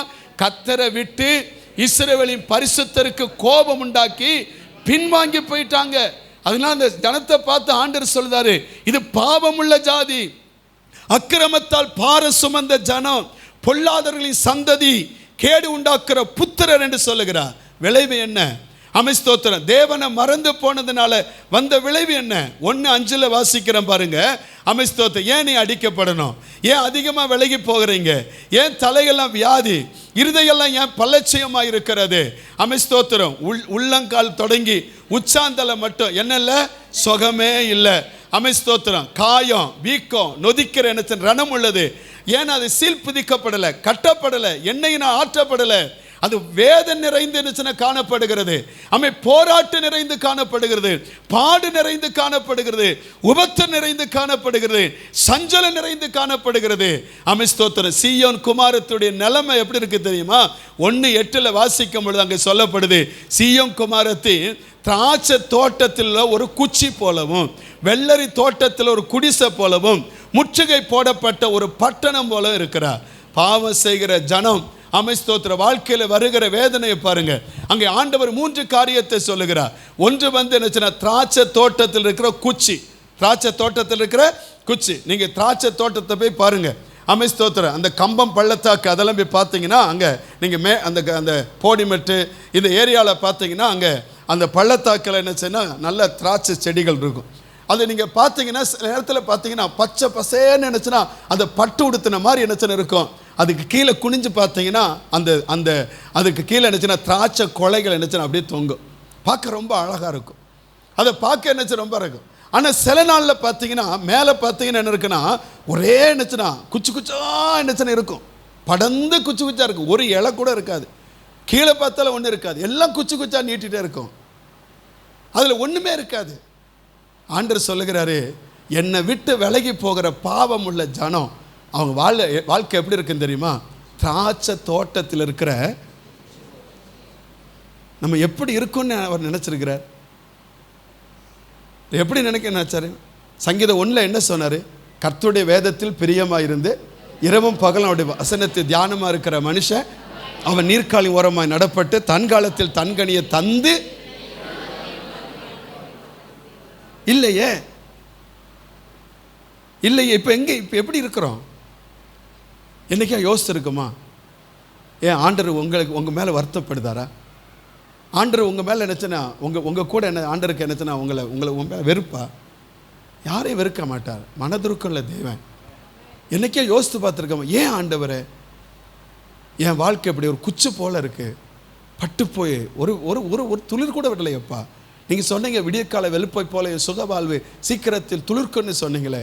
ஆனால் என் வீடு தோட்டம் அப்படி என்னச்சு இன்னும் ஒரு குச்சி போல தானே இருக்குது. என்னைக்காவது இங்கே யோசித்துருக்கீங்களா? அதுக்கு வெள்ளரி தோட்டத்தில் இருக்கிற ஒரு குடிசை. வெள்ளரி தோட்டத்தில் பாருங்க ரொம்ப ஸ்ட்ராங்காக பில்டிங் எல்லாம் போட மாட்டாங்க. அங்கே பார்த்தீங்கன்னா என்னச்சுன்னா அந்த குளத்து கரையில் வெள்ளரி தோப்பு என்னச்சுன்னா போடுவோம். அந்த வெள்ளரி அது தோட்டம் போடுவோம். அதில் பார்த்தீங்கன்னா தோட்டத்துக்கு போகிற வழியில் என்னச்சுன்னா அது காய்கள்லாம் வந்த உடனே அதில் என்னச்சுன்னா இந்த கீத்தெல்லாம் எடுத்து இந்த தென்னங்கீத்தை எடுத்து இங்கிட்டு 2 கீத்து இங்கிட்டு 2 கீத்து இங்கிட்டு 2 கீத்து வச்சு நடுவில் என்னச்சுன்னா ஒரு 2 கம்பை சொல்லி அதில் அவ்வளோதான் வச்சுருப்பாங்க. காற்றடிச்சா பறந்துடும், வெயில் அடித்தா உள்ளே வரும், மழை பெஞ்சாலும் நனையும். எந்த சேஃப்டியுமே இல்லை, எந்த பாதுகாப்புமே இல்லை. உங்கள் வாழ்க்கையில் நீங்கள் உணர்ந்தீங்களா? என் வாழ்க்கையில் என்னச்சுன்னா பாதுகாப்பே இல்லை. என் வாழ்க்கையில் என்னச்சுன்னா ஒரு நம்பிக்கையே இல்லை. அது காத்தடிச்சா எந்த பிரச்சனையும் என்னை சேதப்படுத்தும், எந்த சூழ்நிலையும் என்னை என்ன வேதனைப்படுத்துது. என் வாழ்க்கை என்னச்சுன்னா அந்த வெள்ளரி தோட்டத்தில் ஒரு குடிசை போல என் வாழ்க்கை நிலையற்றதாய், நம்பிக்கை இல்லாமல், பாதுகாப்பு இல்லாமல், எந்த கோப்பமே எனக்கு இல்லை, அப்படி தான் இருக்குது. அடுத்து முற்றுகை போடப்பட்ட ஒரு பட்டணம், யுத்தம் நடக்கு, லெபனானில் போய் குண்டை போடுதான், எல்லாம் போட்டு செதைச்சு கிடக்கு. நம்ம எல்லாம் பார்க்குறோம் எப்படி இருக்குது. நல்லா அலங்காரமாக இருந்த பில்டிங் இடிஞ்சு போய் கிடக்கு. நல்ல என்னச்சுன்னா அது ஜெகஜோதியாக இருந்த பில்டிங் இடிஞ்சு போய் கிடக்கு. ஆள் நடமாட்டம் இல்லை, ஆள் உட்கார இருக்க முடியலை. இன்றைக்கி உங்கள் நிலைமை எப்படி இருக்கு? ஏன்? ஒரு கேள்வி தான், ஏன்? நான் அன்றைக்கி நன்மை ஆண்டு சொல்லியிருக்கிறா, நீ தேசத்தின் நன்மையை புசிப்பா, கர்த்தர் நன்மையானதை தருவா. ஏன் ஆண்டவரே என் வாழ்க்கையில் இல்லை?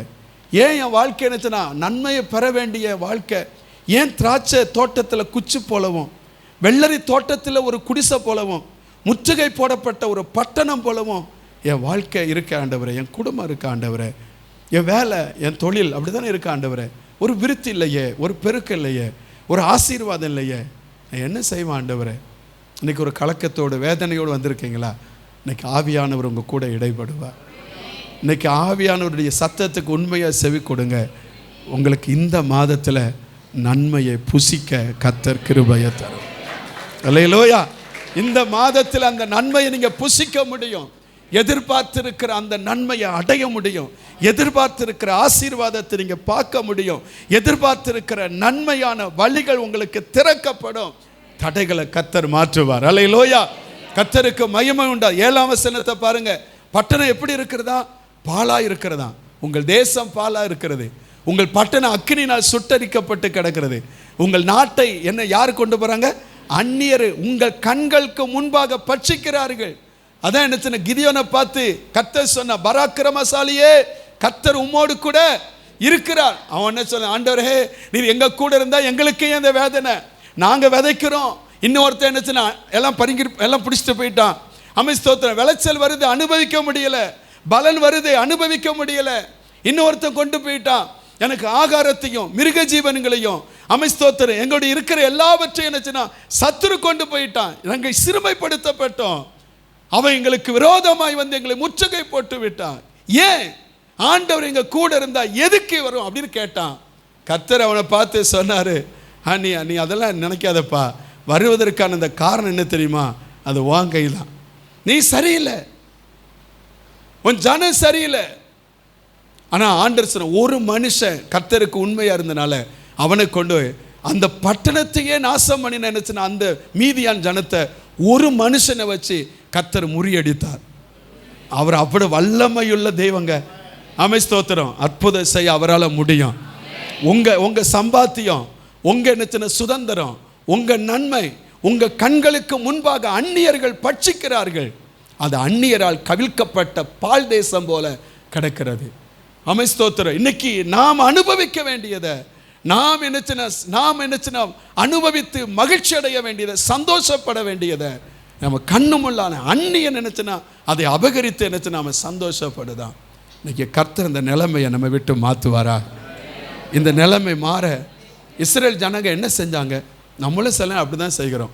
நம்மளும் அப்படி தான் சொல்லுவோம், நான் ஜபத்தில் குறைஞ்சிட்டேன்னா, நான் கர்த்தர் கொடுக்கல குறைஞ்சிட்டேன்னா, ஆராதிக்க வரல குறைஞ்சிட்டேன்னா, பலி செலுத்தல குறைஞ்சிட்டேன்னா, அப்படி இல்லவே இல்லையா அப்படின்னு. இங்கேயும் அவங்க அப்படி தான் செஞ்சாங்க. 1:11 பாருங்க, அவங்க என்ன சொன்ன, திரளான பலிகள் செலுத்தினாங்களா. என்ன செலுத்தினாங்களா? நீங்கள் ஒருவேளை சொல்லலாம், நான் ஒரு நாளைக்கு பாஸ்டர் நாங்கள் 1000 தோத்திர பலி பாஸ்டர், அந்த 1000 தோத்திர பலி பண்ணாமல் நான் தண்ணி கூட குடிக்க மாட்டேன் பாஸ்டர். எத்தனை தோத்திர பலி? இல்லை 10,000 சொல்லுங்க. திரளான பலி. இவங்க அப்படிதான். உங்கள் பலிகளின் திரளான பலி. இந்த இதுல இருந்து விடுதலை வரணும். அப்ப நான் பலி செலுத்தினா ஒரு 1000 தோத்திர பலி, யாரும் ஒரு ஊழியக்காரர் கூட சொல்லலாம், 1000 தோத்திர பலி பண்ணுங்க, கர்த்தர் உங்களுக்கு என்ன கொடுப்பார்? விடுதலை கொடுப்பார். இன்னைக்கு 5000 தோத்திர பலி பண்ணு, உனக்கு விடுதலை கொடுப்பார் அப்படின்னு கூட சொல்லலாம். நீங்க அதையும் நம்பி என்ன தோத்திர பலி பண்ணிக்கிட்டே இருப்பீங்க. திரளான தோத்திர பலிகள். அடுத்து பாருங்க 13ஆம் வசனத்தில் பாருங்க, உங்க காணிக்கைகளை, உங்க காணிக்கை திரளான காணிக்கை அல்லேலூயா. அடுத்து என்னச்சுன்னா 13-14 பாருங்க, தூபங்காட்டுதல், ஆராதனை. அப்போ விட்டோம்னு வச்சுக்கோங்க, ஆராதனை அப்படி என்னச்சுன்னா பயங்கரமான ஆராதனை. மணிக்கணக்கு ஆராதிக்கிறோம், நல்லா ஆராதிக்கிறீங்க, நல்ல என்னச்சுன்னா துதி செலுத்துறீங்க, நல்ல காணிக்கை கொடுக்குறீங்க. அதுக்கடுத்து மாத பிறப்பு 1ஆம் தேதி பாஸ்டர், எங்கே போனாலும் சரி பாஸ்டர், 1ஆம் தேதி அந்த வாக்குத்தத்த ஆராதனைக்கு வராமல் நான் இருக்கவே மாட்டேன் பாஸ்டர். அன்னைக்கு கர்த்தர் எனக்கு என்ன வார்த்தை வச்சு பெற்றுட்டு தான் போய், ரொம்ப நல்லது, நல்ல விசுவாசி அல்லேலூயா. சிலவங்க அதை பற்றி அவங்களுக்கு அது எண்ணமே இல்லை, அதுக்கு அது உங்களுக்காக தோத்துறோம். உங்களுக்கு அந்த எண்ணம் இருக்குது, அதுக்காக தோத்துறோம். அந்த நாள் விட மாட்டோம், 1ஆம் தேதி. அடுத்து என்னது, அங்கே என்ன ஓய்வு நாள். ஞாயிற்றுக்கிழமை என்ன டிசென்ட்ரி வந்தாலும் பரவாயில்ல பாஸ்டர், என்ன தலைவலி வந்தாலும் பரவாயில்ல பாஸ்டர், எவ்வளவு காலையில் என்னச்சுன்னா தான் வீட்டுக்கு வந்தோம் பாஸ்டர், ஆனாலும் ஆராதனைக்கு ஓய்வு நாள், ஆராதனை அது முக்கியம் பாஸ்டர். ஆராதனை அது விடலை, ஆராதனை இருந்தது. அடுத்து என்ன வந்தது, சபை கூட்டம். ஐயோ, வாலிபர் கூட்டமா, பெண்கள் கூட்டமா, ஆண்கள் கூட்டமா. நான் சாம்சுந்தரே தோற்று போயிடுவார். சாம்சுந்தரன் வேறு யாரும் நினச்சிடாதீங்க, நம்ம சபையில் உள்ள பையன் தம்பி தோத்துறோம். அவனே தோற்று போயிடுவாங்க. அவன் எல்லா இடத்து கூட்டத்தில் இருப்பான். ஆண்கள் கூட்டமா, பெண்கள் கூட்டமா, பிஸ்னஸ் பீப்புளோ இல்லை நினச்சேன்னா எனக்கு எந்த கூட்டத்தில் பாருங்கள் சாம்சுந்தரம், ஏன்னா கீ அவர்கிட்ட தான் இருக்குது.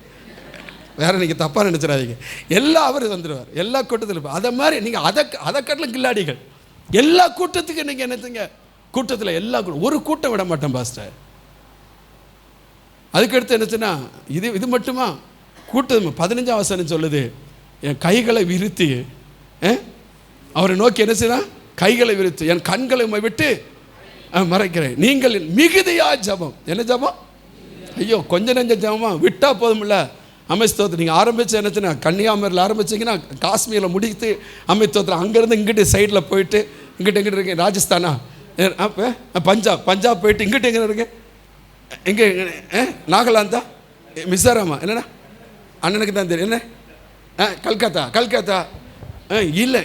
அது இது மட்டுமா, நாங்கள் உள்ளேச்சுவோம்ல இருக்கிற எல்லா என்னச்சனை இதோ மாநிலங்கள், மாவட்டங்கள் எல்லாத்தையும் ஜெபம் பண்ணி, ஐயோ ஜபத்தில் அடுத்த ஆட்கள் தூங்கி ஒரு கொரட்டை போட்டு எலும்பை போட்டு விட மாட்டல, அவ்வளவு ஜபம். கொஞ்சம் யோசிங்க. நான் நல்லா என்னச்சுன்னா நான் தோத்திர பலி போடுதேன், நான் நல்லா என்னச்சுன்னா நான் ஆராதிக்கிறேன், நான் நல்லா காணிக்க கொடுக்குறேன், நான் நல்லா என்னச்சுன்னா என் வாழ்க்கையில் என்னச்சுன்னா நான் என்னச்சுன்னா ஒரு கூட்டம் விட மாட்டேன், நான் ஒழுங்காக சபை ஆராதனை கூடுகள் எல்லாத்திலும் இருக்கிறேன். ஆனால் ஆண்டவர் என்ன சொன்னார் தெரியுமா? ஏன் இதெல்லாம் என்னச்சுன்னா இதை நான் வெறுக்கிறேன் அப்படிங்கிறார், இதில் எனக்கு பிரியம் இல்லைங்கிறாரு. இது என்னச்சுன்னா நான் இதை சகிக்க மாட்டேன், என் ஆத்துமா இதை என்னச்சுன்னா வெறுக்கிறதுங்கிறாரு. நான் இதை உன் ஜபத்தை கேட்க மாட்டேன் அப்படிங்கிறார். எதுக்கு தெரியுமா? அந்த 15ஆம் வசனத்தினுடைய கடைசி பகுதி பாருங்கள், உங்கள் கைகள் எதனால் நிறைந்திருக்கிறது சொல்லுங்கள், எதனால் நிறைந்திருக்கிறது? ரத்தினா தேவன் தனக்கு என்ன ஸ்தோத்திரம், எனக்கு ஆராதனை செய் அப்படின்னு தான் ஆண்டவர் சொன்னார். இஸ்ரேல் ஜனங்க என்ன எகிப்தில் என்ன அடிமையாக இருக்கிறாங்க.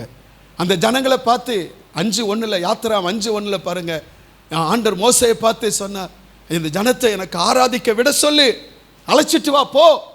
ஆண்டவர் ஆராதிக்க கூப்பிட்டார். இந்த ஜனத்தை எனக்கு என்று ஏற்படுத்தி இவர்கள் என் துதியை சொல்லி வருவார்கள் என்று சொன்னார். ஸ்தோத்திரம், நீ என் சமூகத்திற்கு வரும் பொழுது நீ வெறுங்கையா வராத அப்படின்னு ஆண்டவர் சொல்லியிருக்கிற, காணிக்க கொண்டு வான்னு சொன்னாரு. ஸ்தோத்திரம், உற்சாகமா இருக்கிறது வாங்குன்னு சொல்லி இருக்கிறாரு ஆண்டவர். அதெல்லாம் சொன்னாரு. நீ என்ன ஓய்வு நாள் என்ன அனுசரிப்பாயாகன்னு சொன்னாரு. அது மட்டுமல்ல, ஆண்டவர் சபை கூடுதலை விட்டு விடாதுன்னு சொன்னாரு. இது எல்லா நாட்களை விசேஷித்துக் கொள்ளு, கர்த்தருக்குன்னு விசேஷித்துக் கொள்ளுகிறான், இதெல்லாம் செய்யணும் சொன்னாரு. செய்கிறோம், பலி செலுத்துகிறோம், காணிக்கை செலுத்துகிறோம், தூபங்காட்டு ஆராதிக்கிறோம், மாத பிறப்புகள், ஓய்வு நாட்கள், சபை கூட்டங்கள், மிகுதியான ஜபங்கள், பண்டிகைகள் எல்லாத்தையும் அனுசரிக்கிறோம். ஏன் என் வாழ்க்கையில விடுதலை இல்லை? ஏன் என் வாழ்க்கையில மாற்றம் வரல? ஏன் என் கண்ணீர்கள் மாறல? ஏன் என் துயரங்கள் மாறல? ஆண்டவர் சொல்ல, உன் கை இன்னும் எப்படி இருக்கு? பக்தி இருக்கிறது, நான் எதிர்பார்த்த நீதி உன்கிட்ட இல்லை. பக்தி இருக்கிறது, நான் எதிர்பார்த்த நியாயம் உன்கிட்ட இல்லை.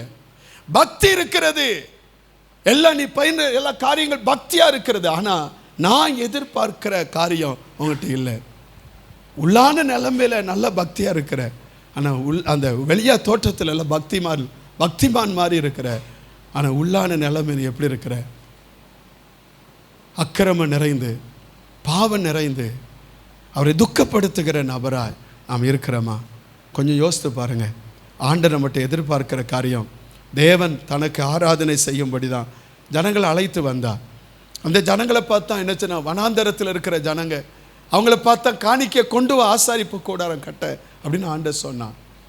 அமைத்தோத்தர் அதே ஜனம் சொல்லுகிறாரு, அதே ஆண்டவர் சொல்லுகிறாரு, உன் ஆராதனை வெறுக்கிறேங்கிறார், நான் உன் காணிக்கை வெறுக்கிறேங்கிறார், உன் ஜபத்தை நான் கேளேங்கிறார்.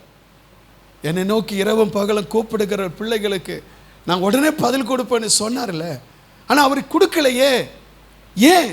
என்னைக்கு யோசிச்சிருக்கமா, ஆண்டவரே இந்த பிரச்சனைக்கு காரணம் என்ன, இந்த இந்த இந்த தடைகளுக்கு காரணம் என்ன, என் வாழ்க்கையில் என்ன இந்த நன்மையை பெற்றுக்கொள்ள என்ன தடை இருக்கு? ஆண்டவர் நம்மகிட்ட எதிர்பார்க்கிற காரியம் நீதியை ஆண்டவர் எதிர்பார்க்கிறார். ஸ்தோத்திரம். ஜனங்கள் என்னச்சுன்னா, ஜனங்களிடத்தில் தேவன் எதிர்பார்ப்பது நீதி, நியாயம், கீழ்ப்படிதல், தாழ்மை, நேர்மை, சரியா என்னச்சுன்னா ஸ்தோத்திரம் நோக்கம் என்ன சரியா இருக்கணும், புத்தி, இருதயம் தூய்மையா இருக்கணும். அதைத்தான் தேவன் எதிர்பார்க்கிறார். சங்கீதக்காரன் சொல்லும் பொழுது சங்கீதம் 95:10 பாருங்க. சங்கீதம் 95:10 40 வருஷமா நான் அந்த சந்ததியை ஆலோசித்து அவர்கள் வழுகி போகிற இருதயம் உள்ள ஜனம் என்றும் என்னுடைய வழிகளை அறியாதவர்கள் என்று சொல்லி, அடுத்து பாருங்க, அடுத்த 11 வசனம், என்னுடைய இளைப்பால் அவர்கள் பிரவேசிவர் என்னுடைய கோபத்தில் ஆணையிட்டு. இந்த ஜனத்தை நான் நினைச்சேன் 40 வருஷம் ஆலோசித்து பார்த்தேன். அவர்கள் வழி போகிற இருதயம் உள்ள ஜனங்கள், அவர்கள் தங்களுக்கு ஒரு வழி ஏற்படுத்தி கொண்டார்களே தவிர என் வழிக்கு நேராக அவர்கள் வரவே இல்லை. என் வழி அவர்கள் அறியாதிருக்கிறார்கள். அதனால ஏசாயா 53:6 வாசிக்கிறோம். ஏசாயா 53:6 சொல்லப்பட்டிருக்கு, அவன் தன் வழியிலே போனான். அங்க பாருங்க, அவன் தன் வழியிலே போனோம். தேவன் நமக்கு நியமித்த வழியை, எனக்கு ஒரு வழி காட்டுங்க ஆண்டவரே, வழியை சொல்லுங்க ஆண்டவரே. அமைத்தோத்தர் இன்னைக்கு நம்மளை விசுவாச பிள்ளைகள் ஆசீர்வாதம் இருக்கிறது காரணம் ஊழியக்காரன். நானே சொல்லுதேன், சில ஊழியக்காரங்க தான் உங்களை எப்படி சில மாற்றுதாங்க. சொல்ல வேண்டிய காரியத்தை சொல்லாதனால உங்களுக்கு என்னச்சுன்னு ஏதோ தீர்க்க தரிசனத்தை சொல்லிட்டு போகிறாங்க. ஆனால் நீங்கள் நடக்க வேண்டிய வழியை உங்களுக்கு காட்டுதல்ல. எந்த ஒரு ஊழியக்காரன் நடக்க வேண்டிய வழியை உங்களுக்கு காட்டி கொடுக்குறானோ அவன் தான் உண்மையான ஊழியக்காரன். ஆமாம், 1000 வசனங்கள் என்னச்சுன்னா வாக்குத்தத்தங்களை சொல்லலாம். ஆனால் உண்மையான வழி, நான் நடக்க வேண்டிய வழி என்ன, நான் போக வேண்டிய பாதை என்ன, நான் எதுக்கு கீழ்ப்படியணும், நான் எதை செய்யணும், நான் இந்த வாழ்க்கையில் என்ன சூழ்நிலைகள் வரும் பொழுது என் வாழ்க்கை எப்படி இருக்கணும், அதை எந்த ஊழியக்காரன் உங்களுக்கு சொல்லி கொடுக்குறானோ உங்கள் வாழ்க்கை அப்போ தான் ஆசீர்வாதமாய் மாறும். அல்லேலூயா. நம்ம வாழ்க்கையில் என்ன ஸ்தோத்திரம், நம்ம எனக்கு நான் அங்கே போனேன், நான் இங்கே இவர்கிட்ட போனேன், இவர் எனக்கு இப்படி சொல்லிட்டாரு. எவரை சொன்ன ஒன்றில் கர்த்தர் என்ன சொல்லியிருக்கிறார், இந்த வசனம் முக்கியம். அல்லேலூயா. நீங்கள் தேடி அலைஞ்சா உங்கள் வாழ்க்கையில் என்ன ஸ்தோத்திரம், உங்கள் பிரச்சனைகளுக்கு ஒரு முடிவு வர நினைக்காது. கர்த்தரை தேட பழகுங்க. தேவ சமூகத்தில் உட்கார்ந்து ஆண்டவர் நீர் என்ன வைத்திருக்காது எனக்கு காட்டுன்னு சொல்லி அவர் சமூகத்தில் உங்கள் கண்ணீரை வடித்து பாருங்க. உங்களுக்கு சரியான வழி அவர் காட்டுவா. அதில் ஒரு அற்புதம் நடக்கும். அதான் சொல்ல, வனாந்தரத்தில் வழியும் அவாந்தரில் ஆறுகளை உண்டாக்குவார். அல்லேலூயா. எனக்கு குறித்ததை அவர் நிறைவேற்றி முடிப்பார். அமைத்தோத்திரம். நான் போகும் வழியை அவர் அறிந்திருக்கிறார். உங்கள் வழி அவருக்கு தெரியணும். உங்கள் மனம் போன வழியில் போகக்கூடாது. அவனவன் தன் வழியிலே போகணும். அப்படி போகக்கூடாது. கர்த்தர் நியமித்திருக்கிற பாதையில் ஓட கர்த்தர் கிருபையை தருவாராக. ஆமென் ஸ்தோத்திரம். எரேமியா 7ஆம் அதிகாரம் 8-11 வரை வீட்டில் போய் வாசித்து பாருங்க. அங்கே என்ன சொல்லுது, ஒன்றுக்கும் உதவாத பொய் வார்த்தைகளை நீங்கள் நம்புகிறீர்கள். ஒன்றுக்கு உதவாத பொய் வார்த்தையை நீங்கள் நம்புதீங்க. நீங்கள் திருடி, கொலை செய்து, விபச்சாரம் பண்ணி, பொய்யானிட்டு, பாகாலுக்கு தூபம் காட்டி, நீங்கள் அறியாத அந்நிய தேவர்களை பின்பற்றி, அடுத்து பாருங்க, பிற்பாடு வந்து எங்க வந்து என் நாமம் தரிக்கப்பட்ட இந்த ஆலயத்திலே எனக்கு முன்பாக வந்து நின்று இந்த அருவருப்புகள்லாம் செய்வதற்காக விடுதலை பெற்றிருக்கிறோம் என்று சொல்லுங்க. ஆனால் நீங்கள் முன்னால செஞ்சதை நினைச்சு பார்த்தீங்களா? நீங்கள் முன்னால கை கொண்டதை நினைச்சு பார்த்தீங்களா? ஸ்தோத்திரம். இந்த வேத ஆண்டவருடைய வார்த்தைக்கு கீழ்ப்படிந்தோமா இல்லை வேற எதற்கு கீழ்ப்படிந்தோம்? அவர் சொல்லுகிறார், என் நாமம் தரிக்கப்பட்ட இந்த ஆலயம் உங்கள் பார்வைக்கு கள்ளர் குகையாயிற்றோ, இதோ நானும் இதை கண்டேன் என்று கர்த்தர் சொல்லுகிறார். என் அன்பு தேவ பிள்ளைகளே, அன்பான தேவ விசுவாச பிள்ளைகளே, உங்கள் வாழ்க்கையில் என்னச்சுன்னா ஒன்று நல்லா கவனிச்சுக்கோங்க. ஆண்டவரே, இந்த தேசத்தின் நன்மையை நான் புசிக்க அனுபவிக்க என் வாழ்க்கையில் என்ன தடை இருக்கு ஆண்டவரே, என்ன தடை இருக்குது, அதை எனக்கு காட்டு ஆண்டவரேன்னு சொல்லுங்கள். சங்கீதம் 50ஆம் சங்கீதத்தில் 16ஆம் வசனத்திலேருந்து, சங்கீதம் 50 16லேருந்து 20 வரை வாசித்து பாருங்கள். என் வார்த்தையை உனக்கு முன்பாக ஸ்தோத்திரம். பாருங்கள் 50 16ல், என் தேவன் துன்மார்க்க நோக்கி, நீ என் பிரமாணங்களை எடுத்துரைக்கவும் என் என்னச்சுன்னா உடன்படிக்கையே உன் வாயினால் சொல்ல உனக்கு என்ன நியாயம் உண்டு. அடுத்த வசனம் பாருங்க, நீ சிச்சையை நீ பகைத்து என் வார்த்தைகளை உனக்கு பின்னாக நீ எரிந்து போடுகிறாய். நீ திருடனை காணும் போது அவனோடு என்னச்சுன்னா அங்கே போனால் அப்படி அங்கேயும் போயிருதா, நீ இங்கே வந்தால் என்ன இங்கே கூட சேர்ந்து இப்படி வந்துருதா. தோத்துறோம், உன்னை நம்பவே முடியலையே. அவர் சொல்லுத, திருடனை காணும் போது அவனோடு ஒருமித்து போகிறார். உனக்கு எங்கே பங்கு இருக்கு? விபச்சாரக்காரரோட உனக்கு பங்கு இருக்கு. உன் வாயை நீ எதுக்கு திறக்கிற? பொல்லாப்புக்கு திறக்கிற. உன் நாவு சற்பனை என்னச்சுன்னா பிணைக்கிறது. அடுத்து பாருங்க, நீ உட்கார்ந்து உன் சகோதரனுக்கு விரோதமாய் பேசி உன் தாயின் மகனுக்கு அவதூறு உண்டாக்குகிறாய். இவைகளை நீ செய்யும் பொழுது நானும் மௌனமாய் இருந்தேன், உன்னை போல நானும் இருப்பேன் என்று நீ நினைத்து கொண்டாய். ஆனால் நான் உன்னை கடிந்து கொண்டு அவைகள் கண்களுக்கு முன்பாக ஒவ்வொன்றாக நிறுத்துவேன். அடுத்த சொன்ன, தேவனை மறக்கிறவர்களே இதை சிந்தித்துக் கொள்ளுங்கள், இல்லாவிட்டால் நான் உங்களை பீறி போடுவேன், ஒருவரும் உங்களை விடுவிப்பது இல்லை. அவர் கைக்கு தப்பி வைக்கிறவன் யாரு? இந்த காலையில் வந்திருக்கிறீங்க, என்ன பாஸ்டர் வாக்குத்தத்த வசனம் அதுதான் சொல்லிக்கிட்டு இருக்கிறேன், அதுதான் சொல்லுது. தேசத்தின் நன்மையே அதைத்தான் சொல்லுது, நான் தப்பாக சொல்லலை. ஆனால் இதை புசிக்க நீங்கள் ரெடியாக இருக்கிறீங்களா? நீங்கள் ரெடியாக இருக்கிறீங்களா? நீங்கள் ரெடியாக இருக்கிறீங்களா? இந்த ஆசீர்வாதத்தை பெற ரெடியாக இருக்கிறீங்களா? ஆண்டவர் வார்த்தை சொல்லுகிறது.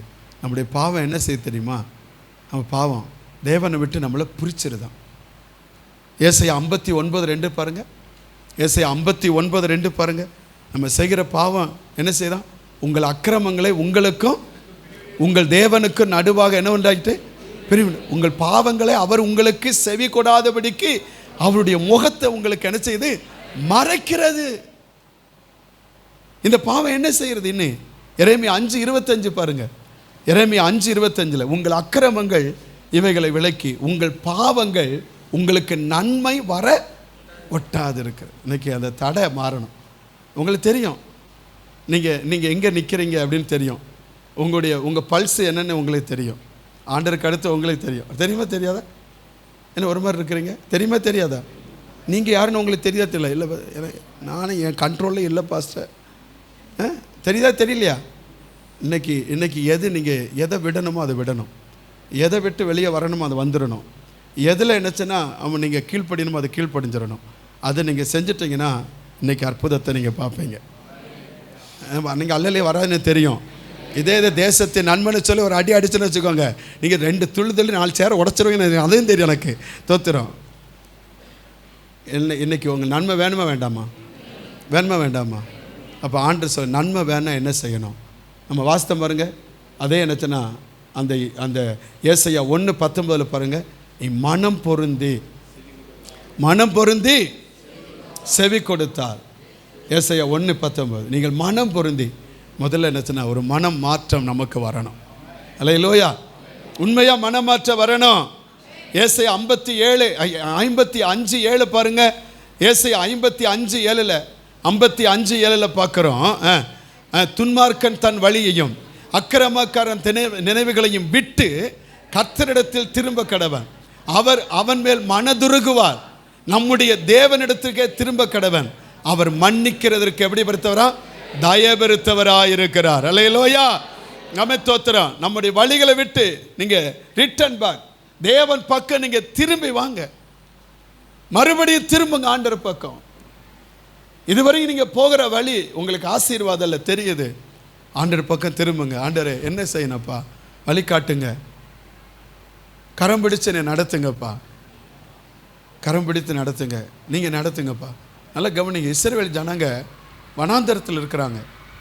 அவங்க வனாந்தரத்தில் என்னச்சுன்னா போகணும் அப்படின்னா, வனாந்தரத்தில் அவங்க போகணுன்னா அந்த மேகம் எழும்பாமல் அவங்க போகவே இல்லை. அத்தனை நாள் அங்கேயே இருந்தாங்க. நீ நம்மகிட்ட ஆண்டரா தான் எதிர்பார்க்குற. நீ என் சமூகத்தில் என்னச்சுன்னா, உன் வாழ்க்கையில் என்னச்சுன்னா, நீ எங்கேயும் பார்க்க அவர் என்னைக்கு தீமை செய்ய மாட்டார். அவர் நம்மகிட்ட கேட்குறதா, நீ எங்கேயும் பார்க்காத, என்னை பார்த்துக்கிட்டே இரு. அவரே பார்த்துட்டு ஒரு வழி காட்டுங்கப்பா, ஒரு வழி காட்டுங்க. எந்த காரியத்தில் நான் மனம் பொருந்தணுமோ, அதில் என்னச்சுன்னா சீர்படணுமோ, நான் ஆண்டவர் எதில் மனம் திரும்பணுமோ அது எனக்கு காட்டுங்க. எனக்கு ஒரு ஆசீர்வாதம் வேண்டாம் இருக்கட்டும், இதில் எனக்கு காட்டுங்கன்னு சொல்லுங்கள். கர்த்தர் உங்கள் கூட பேசுவாங்கன்னு மட்டும் அலையில் சொல்லுங்கள். ஆமாம், அதுவும் அரைக்குறையாக தான் வருதுன்னு தோத்துற பரவாயில்ல. நம்ம சொல்லிட்டு போய்கிட்டே இருப்போம். சரி, ஆண்டவருக்கு மகிமை. ஏதாவது ஒன்று நாளும் ஆசீர்வதிக்கப்பட்டால் அது ரொம்ப சந்தோஷம். அல்லேலூயா. கர்த்தருக்கு நல்லா கவனிங்க. வசனம் என்ன சொல்லு? 2 நாளாகமம் 7:14 என் நாமம் தரிக்கப்பட்ட என் ஜனங்கள் தங்களை தாழ்த்தி ஜபம் பண்ணி என் முகத்தை தேடி தங்கள் பொல்லாத வழிகளை விட்டு திரும்பினார். அப்பொழுது பரலோகத்திற்கு நான் கேட்டு அவர்கள் பாவத்தை மன்னித்து அவர்கள் தேசத்துக்கு என்ன கொடுப்பேன்? சேமத்தை கொடுப்பேன். அல்லேலூயா. நேபுகாத்நேச்சர் நான் கட்டின மகா பாபிலோன் அப்படின்னு சொன்னான். சொல்லலை, நினச்சான். ஆண்டவர் ஒரு தட்டி விட்டுட்டார். கீழே விழுந்துட்டான். அவர் கீழே விழுந்து என்ன சாப்பிட்டான்? ஏன்னா எப்படி மாறிட்டாப்போ? கழுத மிருகத்தை போல் மாறிட்டான். அவன் உடனே நினச்சினா புல்லு மேய்கிறான். ஆனால் எப்போ உணர்வு வந்தோன்னா கர்த்தர் மறுபடியும் அதே இடத்துக்கு கொண்டு போயிட்டார். அங்கே கொண்டு போய் அவனை ராஜாவை மாற்றிட்டார். அல்லேலூயா. இதைத்தான் ஆண்டவர் செய்வார். அல்லேலூயா. நான் உபத்திரப்பட்டது நல்லது, அதனால் நம்முடைய பிரமாணங்களை கற்றுக்கொண்டேன். அவர் நம்மகிட்ட அந்த பெருமை வரும்பொழுது ஒரு அடிப்பார், ஒரு தட்டுவார். நான் கொடுத்ததை வச்சு நீ என்ன அப்படி ஒரு தட்டுவார். அப்போ நீங்கள் உடனே நினச்சினா எவனோ தட்டுதான் அப்படின்னு நினைக்கக்கூடாது. அவர் தட்டுதார். அல்லேலூயா. அவர் கொடுப்பார். அவர் தம்மை யாரை நேசிக்கிறார் அவர்களை என்ன செய்கிறாரா? சிட்சிக்கிறார். அவர் சிட்சிக்காத புத்திரன் இல்லை அப்படின்னு தான் வேதம் சொல்லுது. அப்போ அவர் நம்மளை சிட்சிக்கிறவர். அப்போ நம்மளை அவர் என்னச்சுன்னா அந்த சிட்சித்தை நடத்துவார். அப்போ நம்ம என்னச்சுன்னா ஆண்டவர் நம்மகிட்ட என்னச்சுன்னா அதை உணர்த்தும் பொழுது அதை நீங்கள் என்னச்சுன்னா அதுக்கு கீழ்ப்படியணும். அதை உதாசீனப்படுத்தக்கூடாது. அதை நீங்கள் என்னச்சுன்னா யாரோ ஒன்று சொல்லக்கூடாது. இவன் வாழ்க்கையில் என்னச்சுன்னா மேட்டி மாட்டம் தான் அடித்தா, கீழே விழுந்தான், ஒரு மிருகமாக மாறிட்டான், புல்லை திணிச்சான்.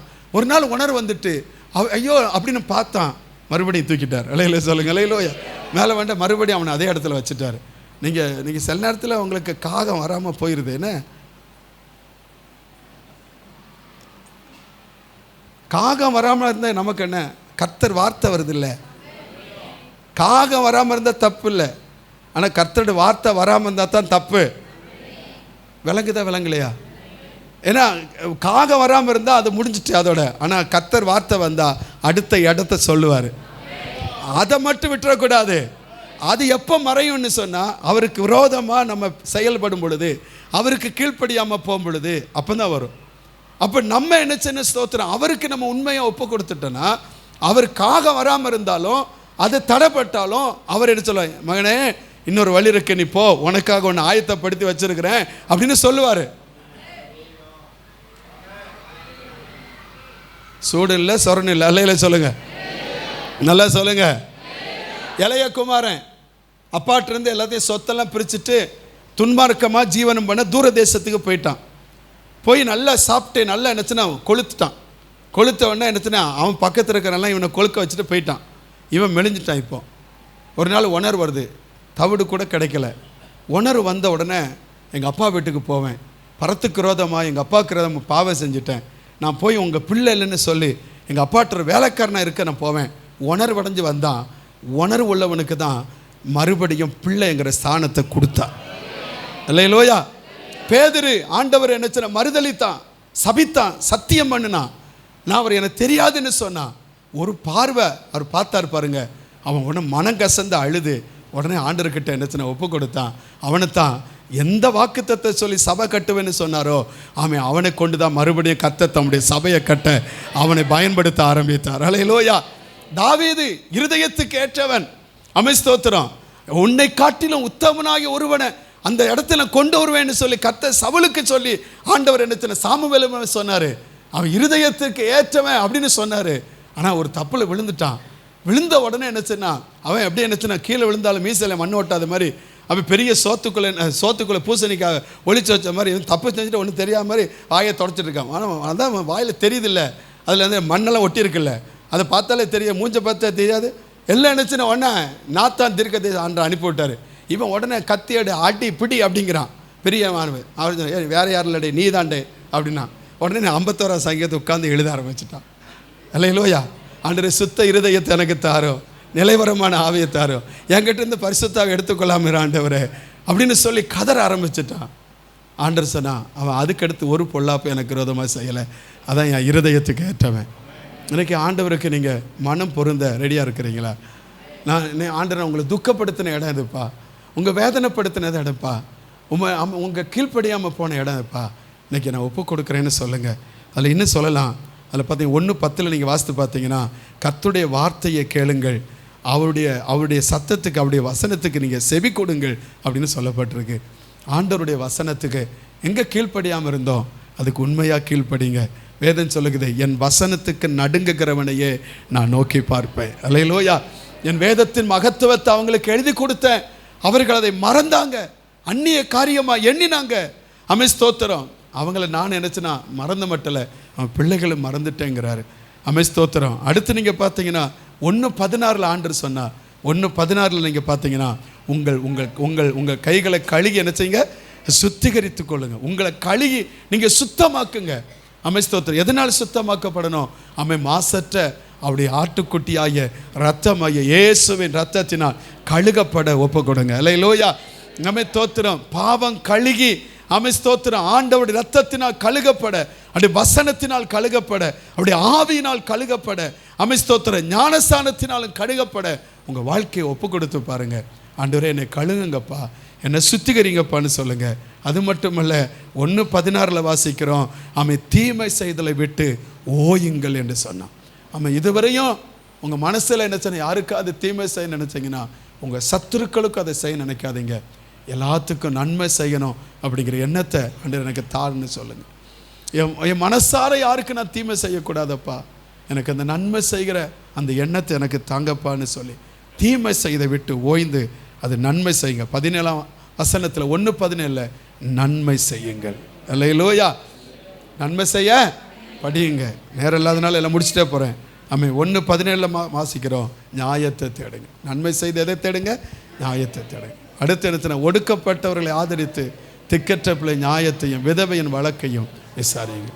ஆண்டவர் அதான் சொன்னார். யாக்கோப்பு 1:26-27 பாருங்கள், அதை வாசித்து முடிக்கலாம்.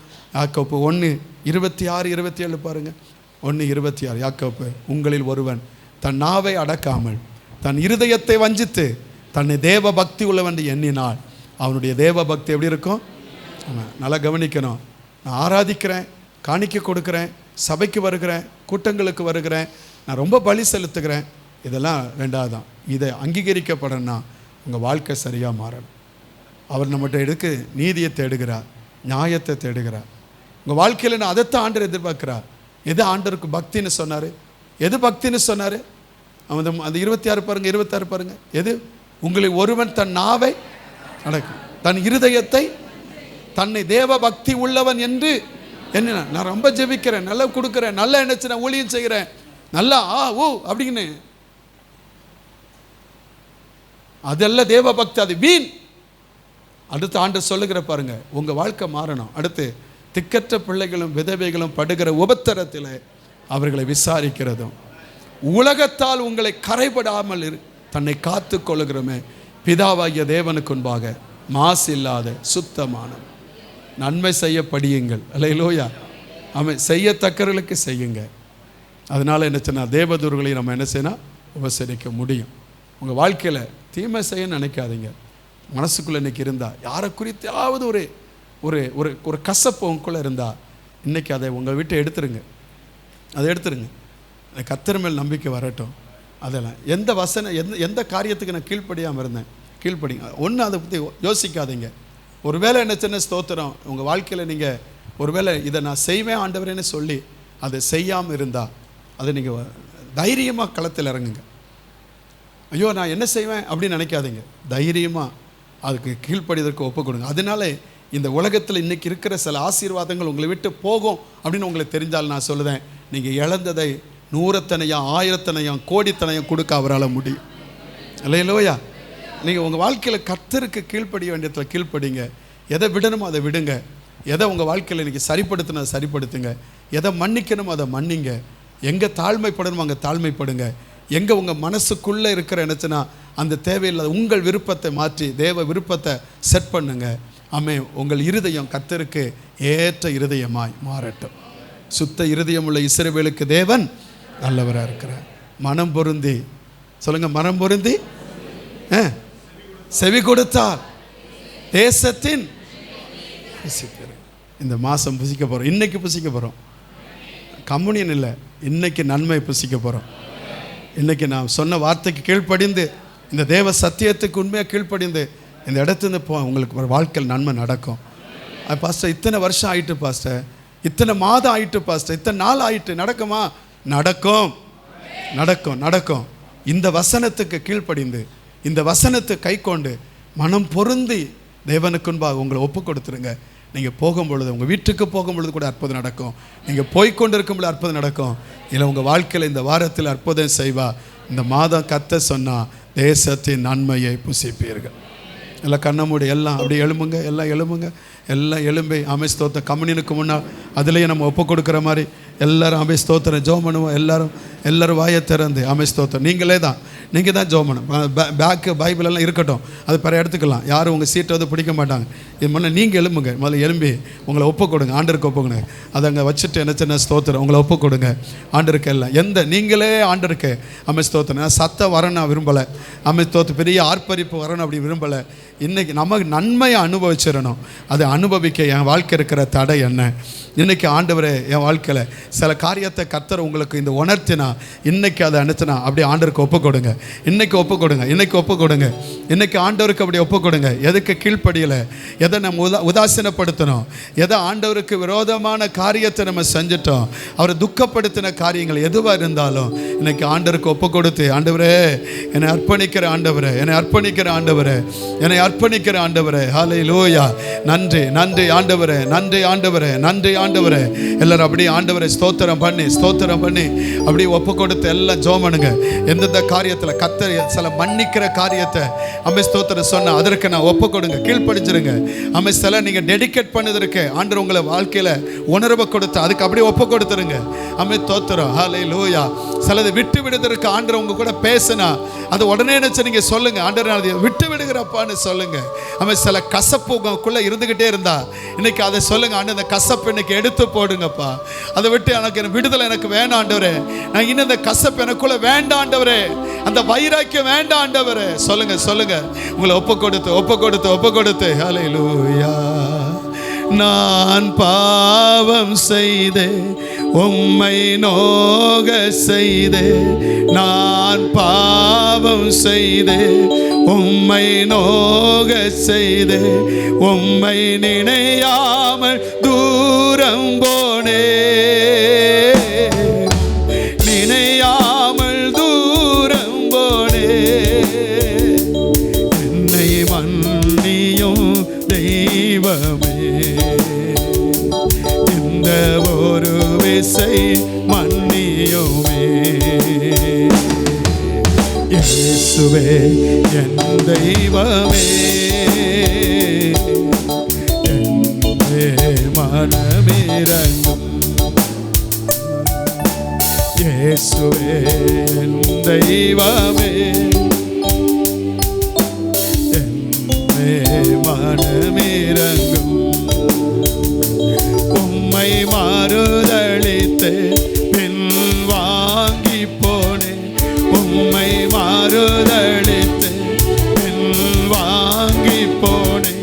ஓ வல்லமை இழந்தேனையா, ஓ வல்லமை இழந்தேனையா. என்னை மன்னியும் தெய்வமே,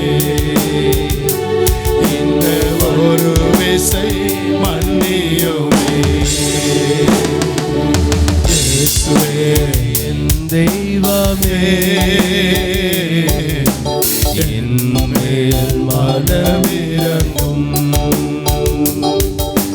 இயேசுவே என் தெய்வமே, என் மேல் மனமிரங்கும். அநியாய செய்தே கடும் கோபம் கொண்டே, அநியாயம் செய்தே கடும் கோபம் கொண்டே, பிறர் வாழ்வை நான் கெடுத்தேனையா, பிறர் வாழ்வை நான் கெடுத்தேனையா. என்னை மன்னியும் தெய்வமே, இந்த ஒரு விசை மன்னியுமே. இயேசுவே என் தெய்வமே, என் மேல் மனமிரங்கும். எசையா இயேசுவே என் தெய்வமே, என் மேல் மனமிரங்கும். துன்ப வேளையிலே மனம் துவண்டு போனே, துன்ப வேளையிலே மனம் துவண்டு போனே, உம்மை நினையாது தூரம் போனே, உம்மை நினையாது தூரம் போனே. என்னை மன்னியும் தெய்வமே, இந்த ஒரு விசை மன்னியுமே. இயேசுவே என் தெய்வமே, என் மேல் மனமிரங்கும். இயேசுவே என் தெய்வமே, என் மேல் மனமிரங்கும். ஆண்டவர் என் கூட பேசினார். நல்லா கவனிக்கணும். ஜெபம் பண்ணக்கூடாதுன்னு அவர் சொல்லலை, சபை கூடுதல் வரக்கூடாதுன்னு சொல்லலை, பண்டிகை அனுசரிக்க கூடாதுன்னு அவர் சொல்லலை, காணிக்க கொடுக்கக்கூடாதுன்னு அவர் சொல்லலை, பலி செலுத்தக்கூடாதுன்னு அவர் சொல்லலை. இதெல்லாம் தேவைதான். ஆனால் இதெல்லாம் என்னச்சுன்னா அங்கீகரிக்கப்படணும்னா நீதி, நியாயம், தாழ்மை, சுத்த இருதயம், நல்ல சிந்தை நமக்கு வேணும். அதான் ஆண்டு சொன்ன, அக்கிரம சிந்தை கொண்டு தான் என் ஜெபத்தை அவர் கேளா. நம்ம வாழ்க்கையில் என்னச்சுன்னா எல்லாம் செய்கிறோம், ஆனால் செய்யப்பட வேண்டிய நீதி நியாயத்தை அவருக்கு முன்பாக தாழ்மை, அவருடைய பரிசுத்த சிந்தை, சுத்த இருதயம், இதெல்லாம் இல்லாமல் செய்கிறெல்லாம் வேஸ்ட் தான் அவர் சொன்னதா. அவர் சொன்னா நீ ஆராதிக்க வா, விடு. அதுக்காக ஒரு என்ன சொன்ன சந்ததியினுடைய தலைச்சன்களையே கர்த்தர் என்ன சொன்ன நிர்மூலமாக்கினார். ஆராதிக்க விடலனா அவ்வளவு கொடுமையான என்னச்சுன்னா தண்டனை விடுந்தது. ஆராதிக்க அழைக்கிறார். எது நம்ம விடணும், விட வேண்டியது விட்டுட்டா அப்போ ஜெபம் பண்ணி பாருங்க, அப்போ காணிக்க கொடுங்க, அப்போ நீங்க என்னச்சுன்னா ஆராதிச்சு பாருங்க. அப்போ உங்க ஆராதனை அங்கீகரிப்பா, உங்க ஜெபத்தை அங்கீகரிப்பா, உங்க பலியை அங்கீகரிப்பா, உங்க பண்டிகைகளை அங்கீகரிப்பா, உங்க காணிக்கைகளை கர்த்தர் அங்கீகரிப்பா. அதுதான் கர்த்தர் நம்மிடத்தில் எதிர்பார்க்கிறார். அதற்கு கரங்களை உயர்த்தி ஆண்டவரை பார்த்து எங்களை ஒப்பு கொடுக்குறப்பா, ஒப்பு கொடுக்குறப்பா, செய்ய வேண்டிய காரியங்களை செய்து பெற வேண்டிய நன்மைகளை பெற எங்களை ஒப்பு கொடுக்குறப்பா. எங்களை தாழ்த்தி வெறுமையாக்குகிறோம். எங்களை ஆசீர்வதித்தீங்க, புடமிட்டீங்க. நீங்க எங்களுக்கு வச்சிருக்கிற நன்மையை சுதந்தரிக்க எங்களை ஆண்டவரை ஆயத்தப்படுத்திட்டீங்க. இந்த மாசத்துல நாங்க அந்த நன்மையை அனுபவிக்க போறோம். எங்களுக்கு வச்சிருக்கிற ஆசீர்வாதத்தை சுதந்திரிக்க போறோம். விடுதலை நாங்க சுதந்திரிக்க போறோம். நல்ல கையை தட்டி ஆண்டவருக்கு மகிமை செலுத்து. ஆண்டவரே உமக்கு நன்றி. உங்களுடைய கரத்தில் ஒப்பு கொடுக்கிறோம். எங்களை நடத்தும், ஆசீர்வதியும். இந்த ஜனத்தின் மேல் கிருபை இருக்கட்டும். இயேசுவின் நாமத்தில் பிதாவே, ஆமென், ஆமென்.